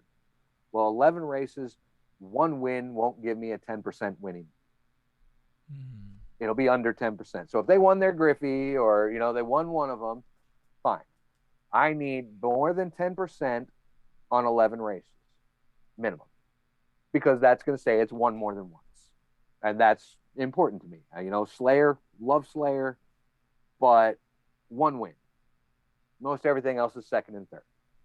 You're not going to be profitable with second and third place finishes unless you really have an extremely left-leaning second and third place finish consistency. So I'm going to start with those filters, and we're going to look and see what's available that even qualifies for that. So if we look, usually I get between 2 and 10 returns on a filter like that, because those are rare horses. Those are racing horses. So then we'll look at that and see what's available. If there's something that we're like, wow, you see this guy must be hurting for money. He is selling a horse that should be a 0.2 horse for 0.09. Something like that, where I'm going to catch somebody that needs liquidity. You've got a play horse that you can race. If you're really jonesing for a race, throw your shit horse into a race and you can watch a race. We are going to dial in and get you your horse. So that might take a week before we even find one that we could both agree on that, yeah, this is a good buy for you. And again, you hear me talking, I'm still trying to stay under that 0.2. Your bag was 0.5. Because you need money to race. You need money to buy tournament tokens. You need money to maybe breed. If you've got a female and you're like, hey, I got a good racer, let's take a shot. Let's start building up that. Those are my first ones. And then after that, I'm going to beg you to get a Genesis male. And most people are like, why? Genesis males are so undervalued, it's pathetic. I mean, the fact that a Genesis female is twice as much as a Genesis male means people don't understand math. How many horses are there in the ecosystem? How many horses are there going to be in the ecosystem 6 months from now? How many exclusive females are going to exist 6 months from now? That people want their offspring to remain exclusive so that they can sell the thing. Only one way to keep it exclusive, a Genesis male. Now, yes, there's going to be value in having breedable females in the Genesis line to create legendary, because legendary's value will be high. But you have to sell that legendary. Females are a draw on your bank account. Males, okay, so nobody bred with it this month. It didn't take anything away from you. It didn't add anything to you. But maybe next month you sold 3 covers. You didn't do anything. That's passive income. The more Genesis males you have, the more passive income you're going to be able to make in the future down the road, when that Genesis pricing becomes more paired to a proper breeding system, where it's rare for Genesis and the breeding costs for Genesis are measurably higher than everything below it. And you still have to have that Genesis male to keep that Nakamoto female exclusive. You don't care if her offspring ends up being a Buterin, as long as it's still exclusive. Now, you will be able to capitalize on all of those. When I had Looper never had a month that he didn't sell out his covers. My slate gray Genesis Buterin male. Didn't have a good racing record, didn't have good stats. All he had going for him was he was Genesis, male, and slate gray. 3 covers a month gone. Now, I had others that would sit in there. I've got probably a dozen studs in the farm right now. And because of the current environment, nobody's buying. I offer a 50% discount on the stud fees. I'll return 50% to you. Still not getting takers. That's the current environment we're in. But if I had a Genesis and I'm offering 50% off a Genesis, those 3 covers are taken. I guarantee it. Because people need the exclusive. So that's what I would tell them. I would start them off with a shit horse.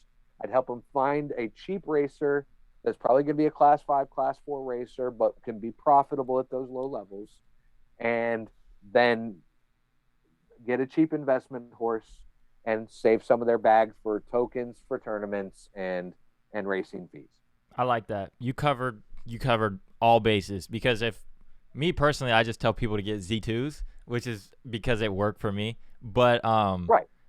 I like what you said there, because I miss out on all the other bases. I don't tell people how to research on Haku, what you need to be looking for, this number at Flames, this number at races, whatever, like all that other stuff. You've talked from tools to tokens to racing to breeding to Y stallions over mares. I like that you covered every base, and starting with not the best racehorse, just to understand the game. Yeah, get you a shit horse, lose a bunch of races that are cheap $2, $2.50 races, and start to recognize maybe who some of the monsters are, and start to get a feel for who the other stables are. You know, if you wait to buy that racing horse for 2 months and you're now in the ecosystem of Zed and getting to know people, you reach out to one of the streamers or large stable owners and you're like, hey, I've got a budget of 0.3 and I'm really wanting to get a short distance racer. Some of these stables are happy to move something that they don't have the time to race. You know, some of these well-known people in the community, they're really great people that are sitting there going, yeah, I've got 30 racers in my stable that are all legit racers, but I only have time to race 4 or 5. So if I can flip one of them that I'm not actively racing to somebody that's new in the game and they're all about that kind of stuff. I mean, look at how many horses Lucky Jack and Pony Plug streams give away. A lot. Yeah, you know, and Sean versus All and MJ, and how many brand new people are brought in that are given a Z18 or a Z22. I got a buddy that has no horses yet that I'm still trying to get him to come in and get his first horse, and I tag him in a lot of the giveaways and even out him, still has no ponies, you know, on that. And I'm always telling him, man, if you want to get into this game, Saturdays at Sean's stream, that's where you need to be. If you don't have a horse, if you have no horse, you've got your stable set up, but no horses, you need to be on Sean's stream. Because him or one of his friends is going to be like, what? You don't have a horse at all? You got a horse now.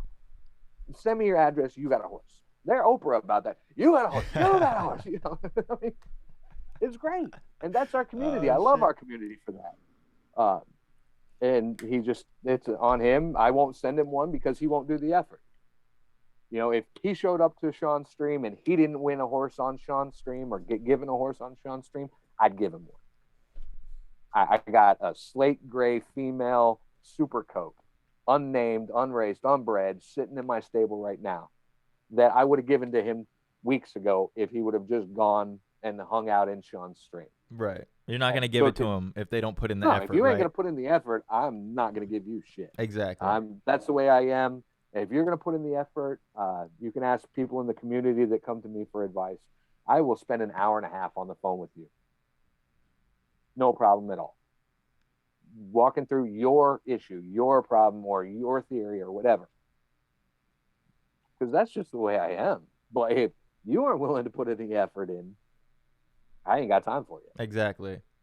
Because you're taking your own investment. I mean, like me personally, I want to get all my friends into this game, like every single one of them, because I know how fun it is. But if they don't want to do it, then I'm not going to force them to do it and give them a horse when they wouldn't appreciate it, right?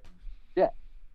The last thing I want to do is give a horse to somebody and have it sit there and not get raced or get sold 2 weeks later just for the Ethereum, not for an upgrade. I got no problem if I gave you the horse and you sold it and then you used that to buy you a different horse. I gave you that horse because I didn't have faith in it, you know? So I got no problem with you having no faith in the horse, but if you aren't going to race it, give it back. I'll give it to somebody else that wants to learn the system. But yeah, that's definitely where I'd start somebody at is, and I've said it on my stream before, you know, most of the programs out there, the YouTube video series that you see will start you with MetaMask and walking you through MetaMask and how to set up your MetaMask and all. And on my stream, I say, no, you aren't ready for MetaMask. If you don't have a MetaMask, you aren't ready for one. You need to do a week or two of learning before you're even ready to do that. Otherwise, you're going to screw up like I did. You're going to give somebody access to your account unknowingly or something like that, or you're going to lose your seed phrase or your logins or something like that. So I tell people you're not ready. I want you to pretend you have that. We're going to use all these tools. We're going to do all our research, that kind of stuff. And you're going to learn about MetaMask as we go through this. And then once you've completed that 2 weeks of education, you can do that. I'll be like, now, if you want to go ahead and buy your Ethereum in your Coinbase account, because it takes 6 days to get it out from your first time buying this shit, that I'll let you do. But we're not getting you a MetaMask until I feel like you have an understanding of what you now own. Just like I'd never buy my daughter a 22 rifle without ever having taken her to a shooting range. Right. You'll shoot your eye out. Exactly. You know? Yeah. And there's people in the space that are trying to steal your money. Just straight up. Completely. It's the open jungle out here. Someone's going to try and steal your money. Even the experienced people still screw up. I have a PFP of a D-race horse. Not the D-race horses. Some guy that released a collection of hand-drawn horse imagery and named the damn thing Dirac. Damn. Fortunately, I bought one that I liked the look of. So I look at that as a PFP, okay. And I'm the only guy that was dumb enough to buy one. Last time I checked. Damn. But it was a 4:30 in the morning purchase for, a couple of .00 something or whatever, so it wasn't a big deal. And I've been up late and done stupid stuff with buddies on Sean's chat room, before. I think one night a bunch of us bought a bunch of picks of bananas, Oh, the dirty dirty bananas. bananas. Yeah. Yeah, I still got like 4 dirty bananas that I bought. And don't get me wrong, I love my pixel rubber ducky community, but it's not like it's high art. I still own it, and I didn't put it up to list because I enjoy the community that I'm part of there, and they're mostly Zed gens Yeah. that are in that. So I don't mind. But if that's going to screw up your budget because you made that wrong purchase so early on, Mm. I hate to see those kinds of things happen to people. The majority of that happens because Zed has no onboarding process. You want to learn how to get into Zed? Do you go to Zed to find that out? Fuck no. You go to Poseidon Racing or something like that and watch their videos and learn. I don't ever send anybody to Zed to learn how to do Zed. Arbitrage, or not arbitrage, Poseidon for the how to onboard. The tools are MJ and Know Your Horses and Hawk U, and LIR Syndicate. Those are the tools. None of that is Zed. I would never send someone to Zed Discord. Right. I mean, and not unless I don't like you. I mean, I have to really not Yeah. like you to suggest you go to Zed General or Zed Beginner chat. Yeah. And so it's a fun game, but it's got you need shepherds, you need chaperones to really onboard you properly, and that's some of the beautiful things that have developed in the community. I mean, personally, MJ is my ultimate. I worship the ground he walks on just about. Just love the guy because of the quality of human being he is. Yeah, his tool is great. I love his tool. I could still be successful without his tool. But I'm also always pointing out to people in the industry, and especially did that on his stream one night. I couldn't believe it. For 2 months, I sat there as the legend with only having donated a cumulative amount of $50 to him. And finally, I just started calling people out in his chat. I'm like, y'all are some fucking shit people. Mm-hmm. How much money have you guys made because of this man's tool? Facts. And I'm the legend at $50? Y'all some sorry sons of bitches. Sorry for the language. Hey, free platform. Say whatever you want. All right, cool. But now that's changed. That day that I called everybody out, we broke MJ. I've got the NFT to prove it. That was that night? Like $1,000 that night. Okay, I've seen the NFT. That was the first night. From then, it is maintained. It is maintained. He is now being treated a lot closer to the way he should be. But I had to call these people out. I'm like, what are you guys going to do if you lose Hawkeye, MJ? Know Your Horses. Now, Know Your Horses and Hawkeye seem to be pretty far up Zed's ass, just based on the release.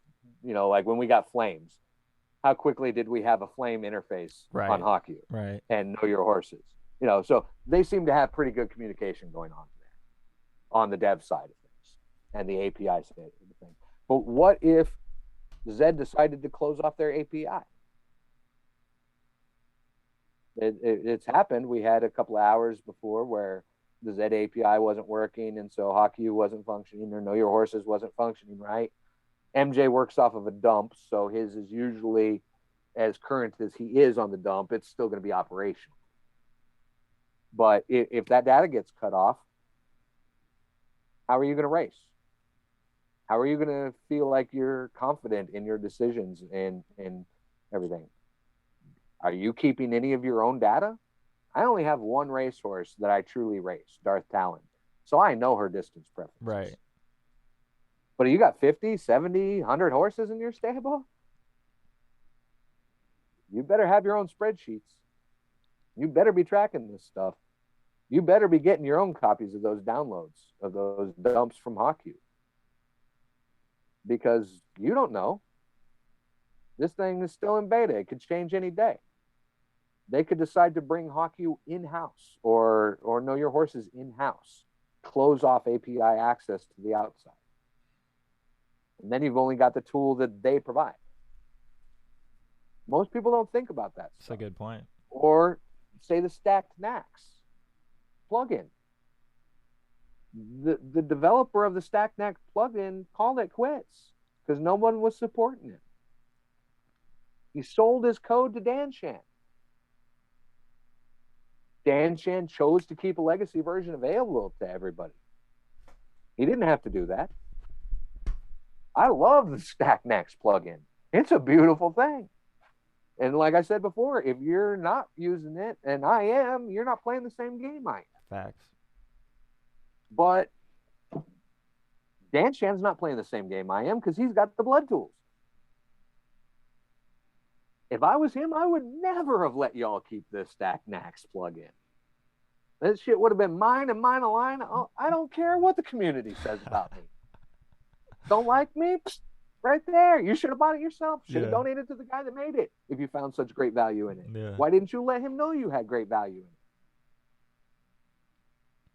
in it? So I'm always ripping on people about that complain about the Zed ecosystem or the changes that are made. Like, the word beta is there for a reason. This is not the final game. Yes, some people are wonderfully successful right now and are making lots of money. But tomorrow they could release an update that turns your demon into a donkey. You better be prepared for that. At what time is the right time for you to cash out on that racer? Arbitrage decided 400,000 plus was good for Breathless Edge. I don't blame him because next week there could be a release that gets his bed. Yeah. And now that horse is no longer one of the best in the game. Now it's mediocre. It happened. Stamina was introduced. And Breathless Edge went from being able to race 100 times a day to 3. And then they adjusted it and it became 10. And before the stamina update, I was racing Darth Talon 30 times a day. Damn. Just trying to get all the data in. Damn. Because they said, hey, we're doing away with odds. That's when I raced her the first time. So I was pounding through those races to try and get as much data as I could on her before they took odds away. And then they brought us flames. And everybody got upset about flames. And why is my horse losing when I get flames all the time? That's because people don't understand the math. I'll make it real simple for you. If you have a horse whose natural finish position is 3, 4, 5, that's their peak of finishes, 3, 4, 5. About 1 out of every 10 times, they're going to come in third. Guess what? That could very easily turn into a flaming horse. When you think about the percentages that are involved, there's 12 horses in the field. If 10% of the time I can hit that podium, I'm doing better than a lot of the other horses in this race. And if you have a couple of guys that are really strong up there that are going to hit that high number, then yeah, they're going to get flames as well. But I could be a 1 out of 10 third place finisher that occasionally maybe gets a second. And that's all it takes to push me up over that 9% that is the average. And so I could get flames all the time and still not get first place. It doesn't tell you whether it's a 15% win or an 85% win possibility on that horse. It's not even saying it's a win possibility with flames. It's a podium possibility. And so people get all bent out of shape. I'm sorry, you need to read. You need to read the white paper.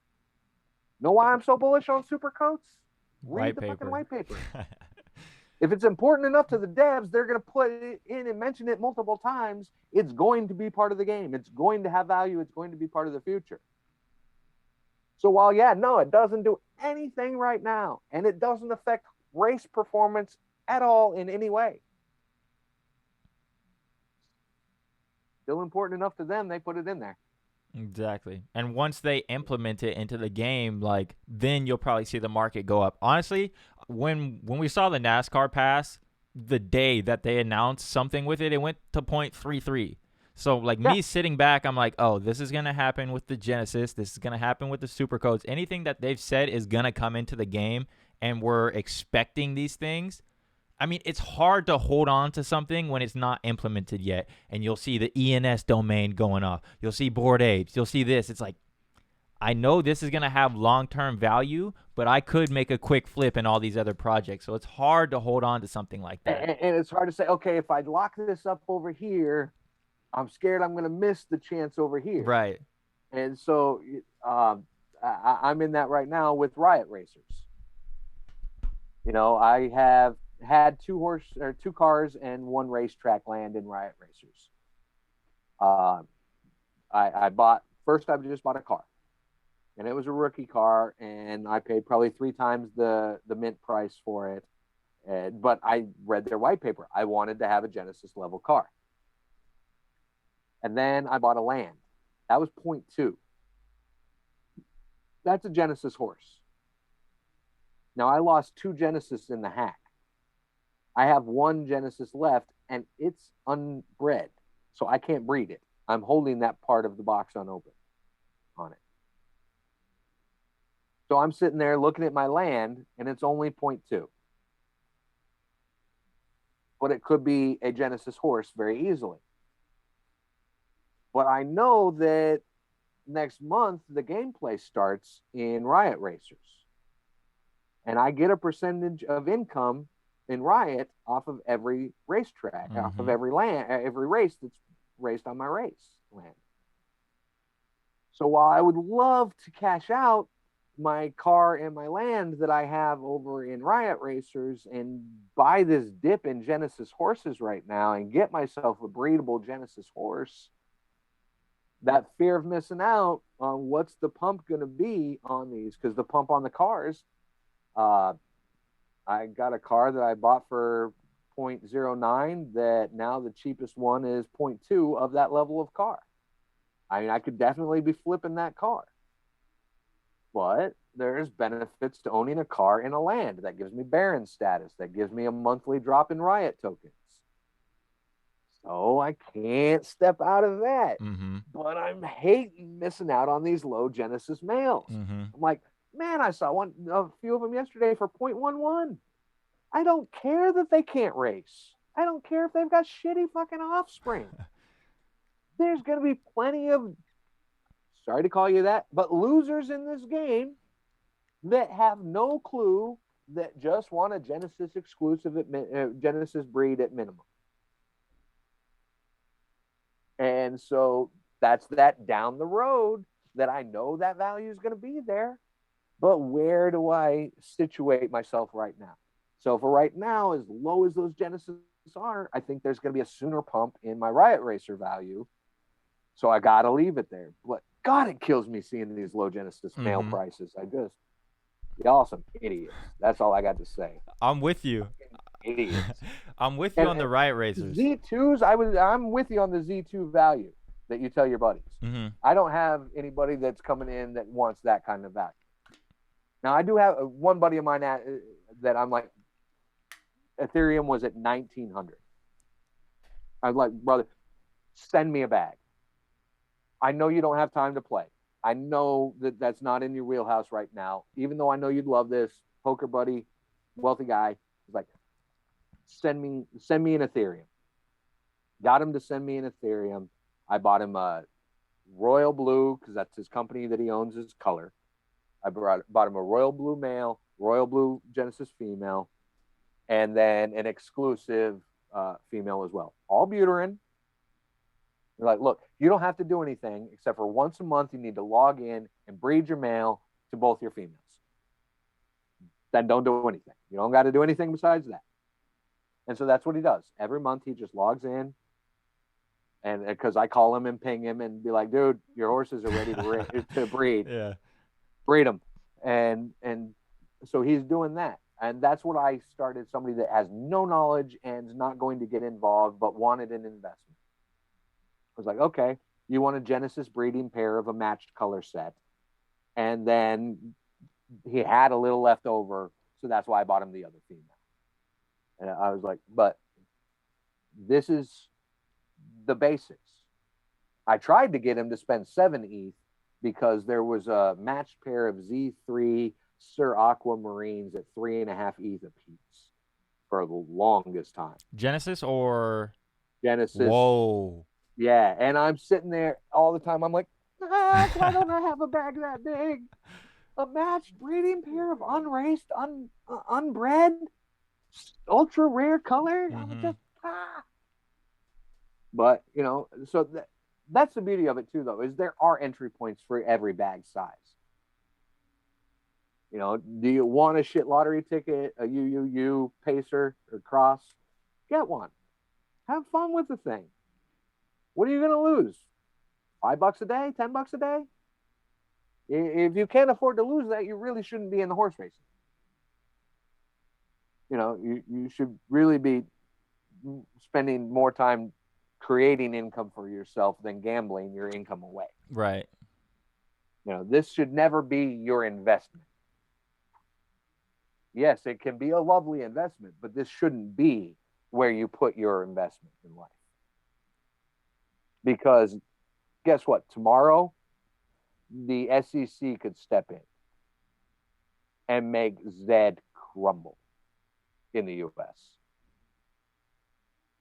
They could legislate NFTs and the buying and the selling of NFTs to make this game where you can't play. If they legislate it to where every transaction you do is taxable on the blockchain, that'd be bullshit. But it's they might do it, but it would be bullshit. Don't understand it writing the laws. Mm-hmm. And you have to have those thoughts in your head of, what is my exit strategy?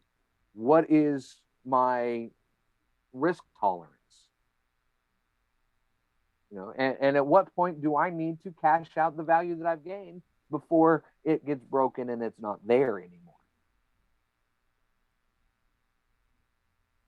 Now, I've had a few rug pulls that I could have flipped earlier and not been rugged at all. Right. For a profit. It's all about knowing all of these things. And if you don't know all these things, you're gambling a heck of a lot more. Yeah. We're betting on. You don't plan for these. Hope for the best, expect the worst. It's usually going to be somewhere in between. Mm-hmm. We're betting on Ethereum, Polygon, Zed Run. If you really think about it, we're betting on a lot of layers to where this game is built on top of these foundations, but they're not the most solid foundations because the whole environment isn't like set in stone or regulated or anything like that yet. This isn't like playing World of Warcraft and selling gold or selling items to someone on eBay. World of Warcraft sits on its own servers. It's not dependent upon Polygon or something like that. So even if you're like, oh no, I've been in the gaming space for years, I've done this flip assets kind of thing for years, this is a different ball of wax because you are dependent upon other people's layers. I mean, remember when we had the huge Matic problem where it was taking 12 hours for a race to go through, or a day for a race to actually run. Or we weren't sure exactly what the problem was, but no transactions were processing on Matic for hours. And we're dependent upon Zed to tell us. Zed's dependent upon Matic people to tell them. And we also have to throw in OpenSea into that group. Yep.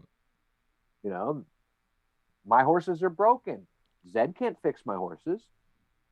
I have to go through OpenSea. There are so many different pieces that any of them could break. Risk versus reward, right? Yeah, and just as always with gambling, don't bet what you don't have and what you can't afford to lose. If I lose my entire bag, my entire stable, my life and my family will continue on. I know some people that if they lost access to their entire stable, their life is screwed.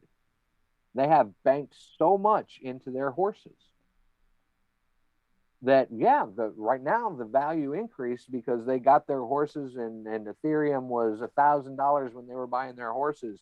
And so now everything is 4x from where it was to begin with, or 5x from where it was to begin with. That's great. But if it all got wiped out, they have tons of savings that they put into this liquidity that would be wiped out. If they got hacked and all their crypto was shipped off, like happened to me, I still managed to lock down OpenSea. And I still had 11 out of my 14 horses still in stable. And Darth Talon was one of them. So therefore I was able to still continue racing. If Darth Talon had been one of the ones that got taken away from me and I couldn't get it back, I don't have any racers.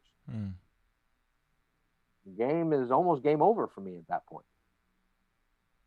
I've only been able to come back as far as I have because of the community supporting me and Darth Talon being badass. Like I said, she's won an ETH in winnings. So if I'd lost her, it'd be a lot longer trying to come back from my little hack, let alone a big hack. Yeah. And too many people are not. I mean, I see people all the time. They're like, "Oh, I can't afford to race in this racing environment." Well, then maybe you couldn't actually afford to race in the previous racing environment as well. Just didn't know. But you were lucky that you were able to. I've had times where I'm down to below $10, and I'm like, "Okay, Darth Talon, you got to make this. You can't on me today. I need a win." Yeah. So it's not like I'm trying to say I haven't been there either. But when that happens, I'm just as panicked as they are. And knowing your risk tolerance for that stuff is part of knowing the game and knowing where you're at risk. We've got the new partnership with Zed with the Red Village. So now Zed is splitting some of their focus, in my opinion, onto a secondary project. Now, that's not Zed, that's virtually human that's doing that splitting, because Zed's just one of their products. They've been around longer than Zed. Zed wasn't their first foray into tech. They've been around for a little while. But with that new partnership, how much of their focus is going to now be split? How many of the new staff members that are coming on are going to be tasked to helping with the Red Village side of things? And what does that do as far as taking away from the Zed team? Oh no, we'll have to see. But it's potential risk. Also potential payout as well, because if we look at Epic Games, they got Fortnite, they got Rocket League, they've got a bunch of games. All of these are hits and all under one umbrella. Yep. That's what I'm saying. Is it's a risk. I'm not saying it's a bad thing. Right. I'm just saying you need to be aware of this stuff. You need to track this stuff. How many of the Zed or virtual human people do you follow on LinkedIn? I know you probably follow the people that are primary on Twitter and talk a lot, but you can learn a heck of a lot more if you dive deep into the company and the people involved. Like, there was a whole NASCAR commercial that featured Zed horses. Zed didn't share that. I did. Yeah. I'm the one that found it. It was 3 days later that Zed put it out. But 3 days before that, I'd seen the post on LinkedIn from NASCAR because I followed their partners. I followed who the Zed, the virtual human partners were. When Virtual Human announces a partnership with this group over here, I immediately go to that company. I follow that company. I tag everybody in there asking for a connection request on their staff. But again, that's me, and that's the way I do things. That's the way I do research. You hear me constantly saying, no, don't just jump in, do the research, learn the environment, learn what you're doing. Yeah, you can still have fun if you don't do any of that stuff. But you're playing a different game if you're not doing that stuff than the people that are. Mm-hmm. We're coming up on 2.5 hours, so I got two last Oh, questions wow. for you. Yeah, time has Okay. flown by. So you were talking about that you read the white papers for Zed Run, which I really like. You're into Riot Racers, which I'm also in. Can you tell me why? Because I love what they're doing, from the Racers Coalition to their Riot token to the asset ownerships of billboards, racetracks, the Baron loot, the monthly rewards you get. So what do you like about Riot Racers? So I love all those aspects, and their detailed white paper was really something that I appreciated, because I've been asked to look at a number of white papers since I've gotten involved in this space, and to me that's one of my absolute favorite white papers out there. Red Village has another really nice looking white paper too. I'll give them credit on that. But for me, it was the ability to not have a Z1 racehorse that I'm going up against. Because with 13 or 1400 tracks that they have right now, and all the different configurations of your car, from the chassis, the handling, the tires, brakings, all that, the drivers, the amount that you as an individual could affect the input on the race, it was really exciting to me. The number of variables involved there in that gives tons of room to learn and understand each different situation, things like that. And it becomes less a game of pay to win than it is a game of skill. And anytime it's a game of skill, I'm pretty confident in myself. Let's go. I love poker. I may not finish first, but that's why I'd play tournaments, because I will be in the final table and I will get paid. I don't have to be number one. Most of the times, by the time it's down to the final table, I'm happy to have gotten here and I start playing loose as hell, because I don't give a shit anymore. I'm ready for it to be done, because there were 200 people in this tournament when I started, and now I'm down to the final 6. Mm-hmm. So you can check out join me in one of the poker games on the if you're in Riot Racers. I'm sure you've seen the poker group that is referenced in there quite frequently. If not, I'll make sure you get an invite. Yeah, I gotta check that out. Yeah, because we actually have Riot tournaments where they give away Riot tokens for those tournaments that are free rolls. So yeah, what I really love about Riot Racers is kind of like what you said, is you can buy that rookie car, and you can upgrade it to where you're like in class 1. It's not that you buy this car and you're stuck, you can't make any improvements with it. You can add an exhaust or a drivetrain or a chip or something, and then go and compete against those Z1 equivalent cars. Yeah, and that if you're not able to compete up there, that's okay. There is competitions down here. 1,400 racetracks. There's going to be plenty of races to choose from. The racing class system will make it to where there's plenty to choose from and plenty of opportunities. And then, yeah, of course, there's still that early mover advantage that I really love as well, of having been able to get a racetrack land at point 2. Mm-hmm. Because when it comes out and people realize that you can make passive income by owning these racetracks, that's going to skyrocket. I can't imagine that's going to stay down there, especially not when you look at the cost of machine shops, gas stations, and billboards that they have. The rookie racetracks are criminally underpriced right now. Mm-hmm. You shouldn't be able to buy a rookie car for the same price you can buy a rookie land. But the opportunity is there right now. And actually, I hope somebody buys it. If somebody buys it and would like to trade me because I can't afford to, there is a racetrack land out there, if it's still available. It's track number 420. That is the floor track for 0.198. I would love to swap my land for that land just because I would like to own racetrack number 420.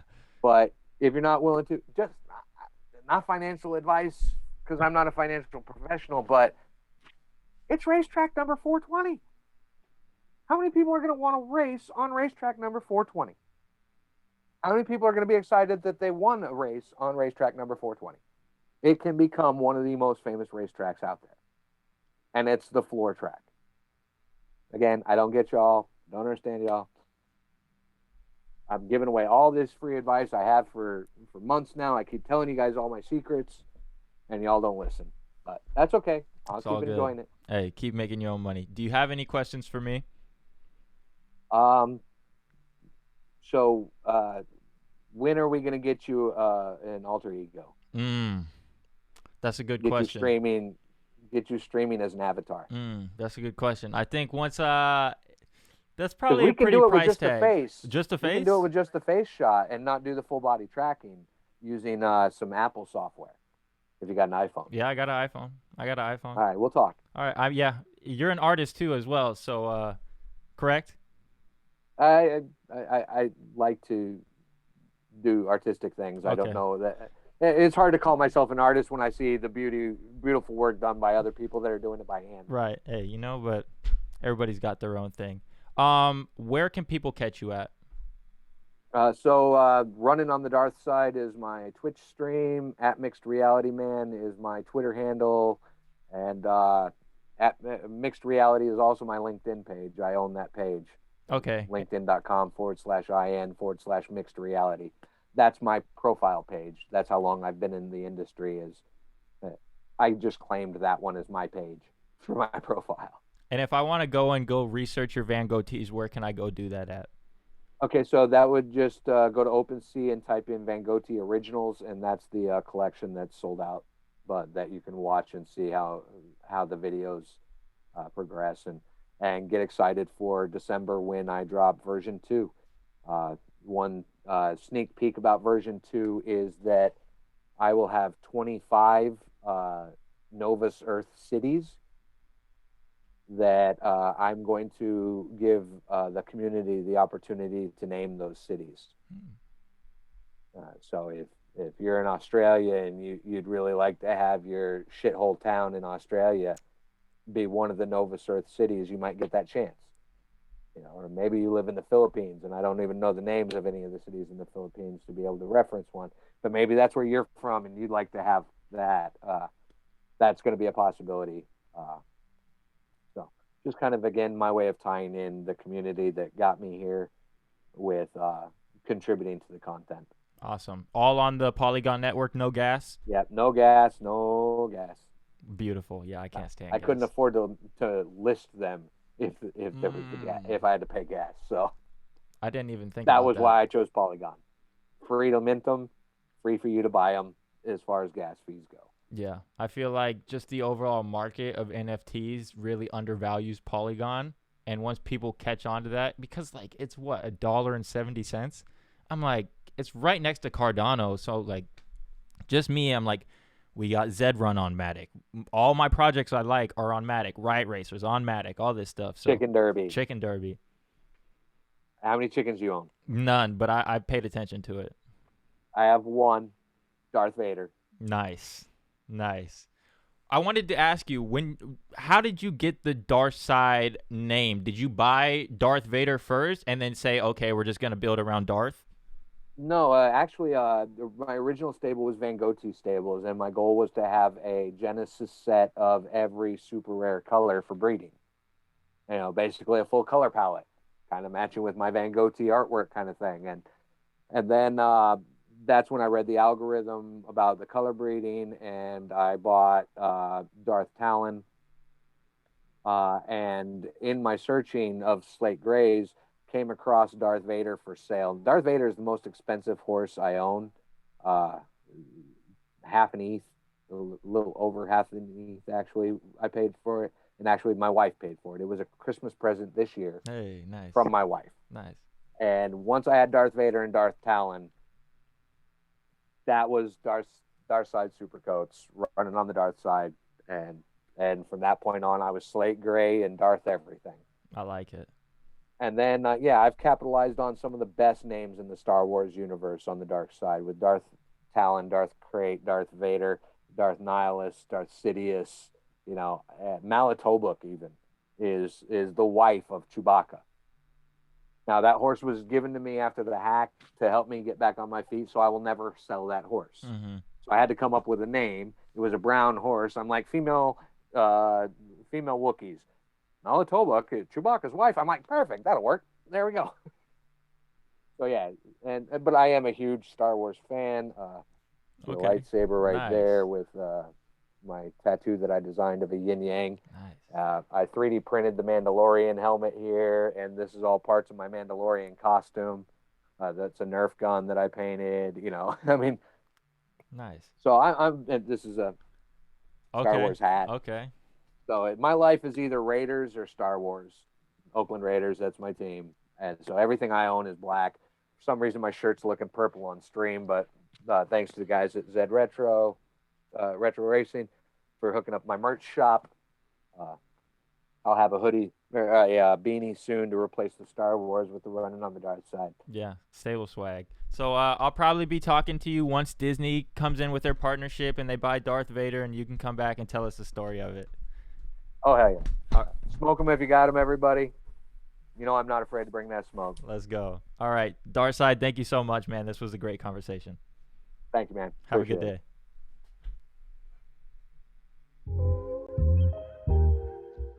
You too, man.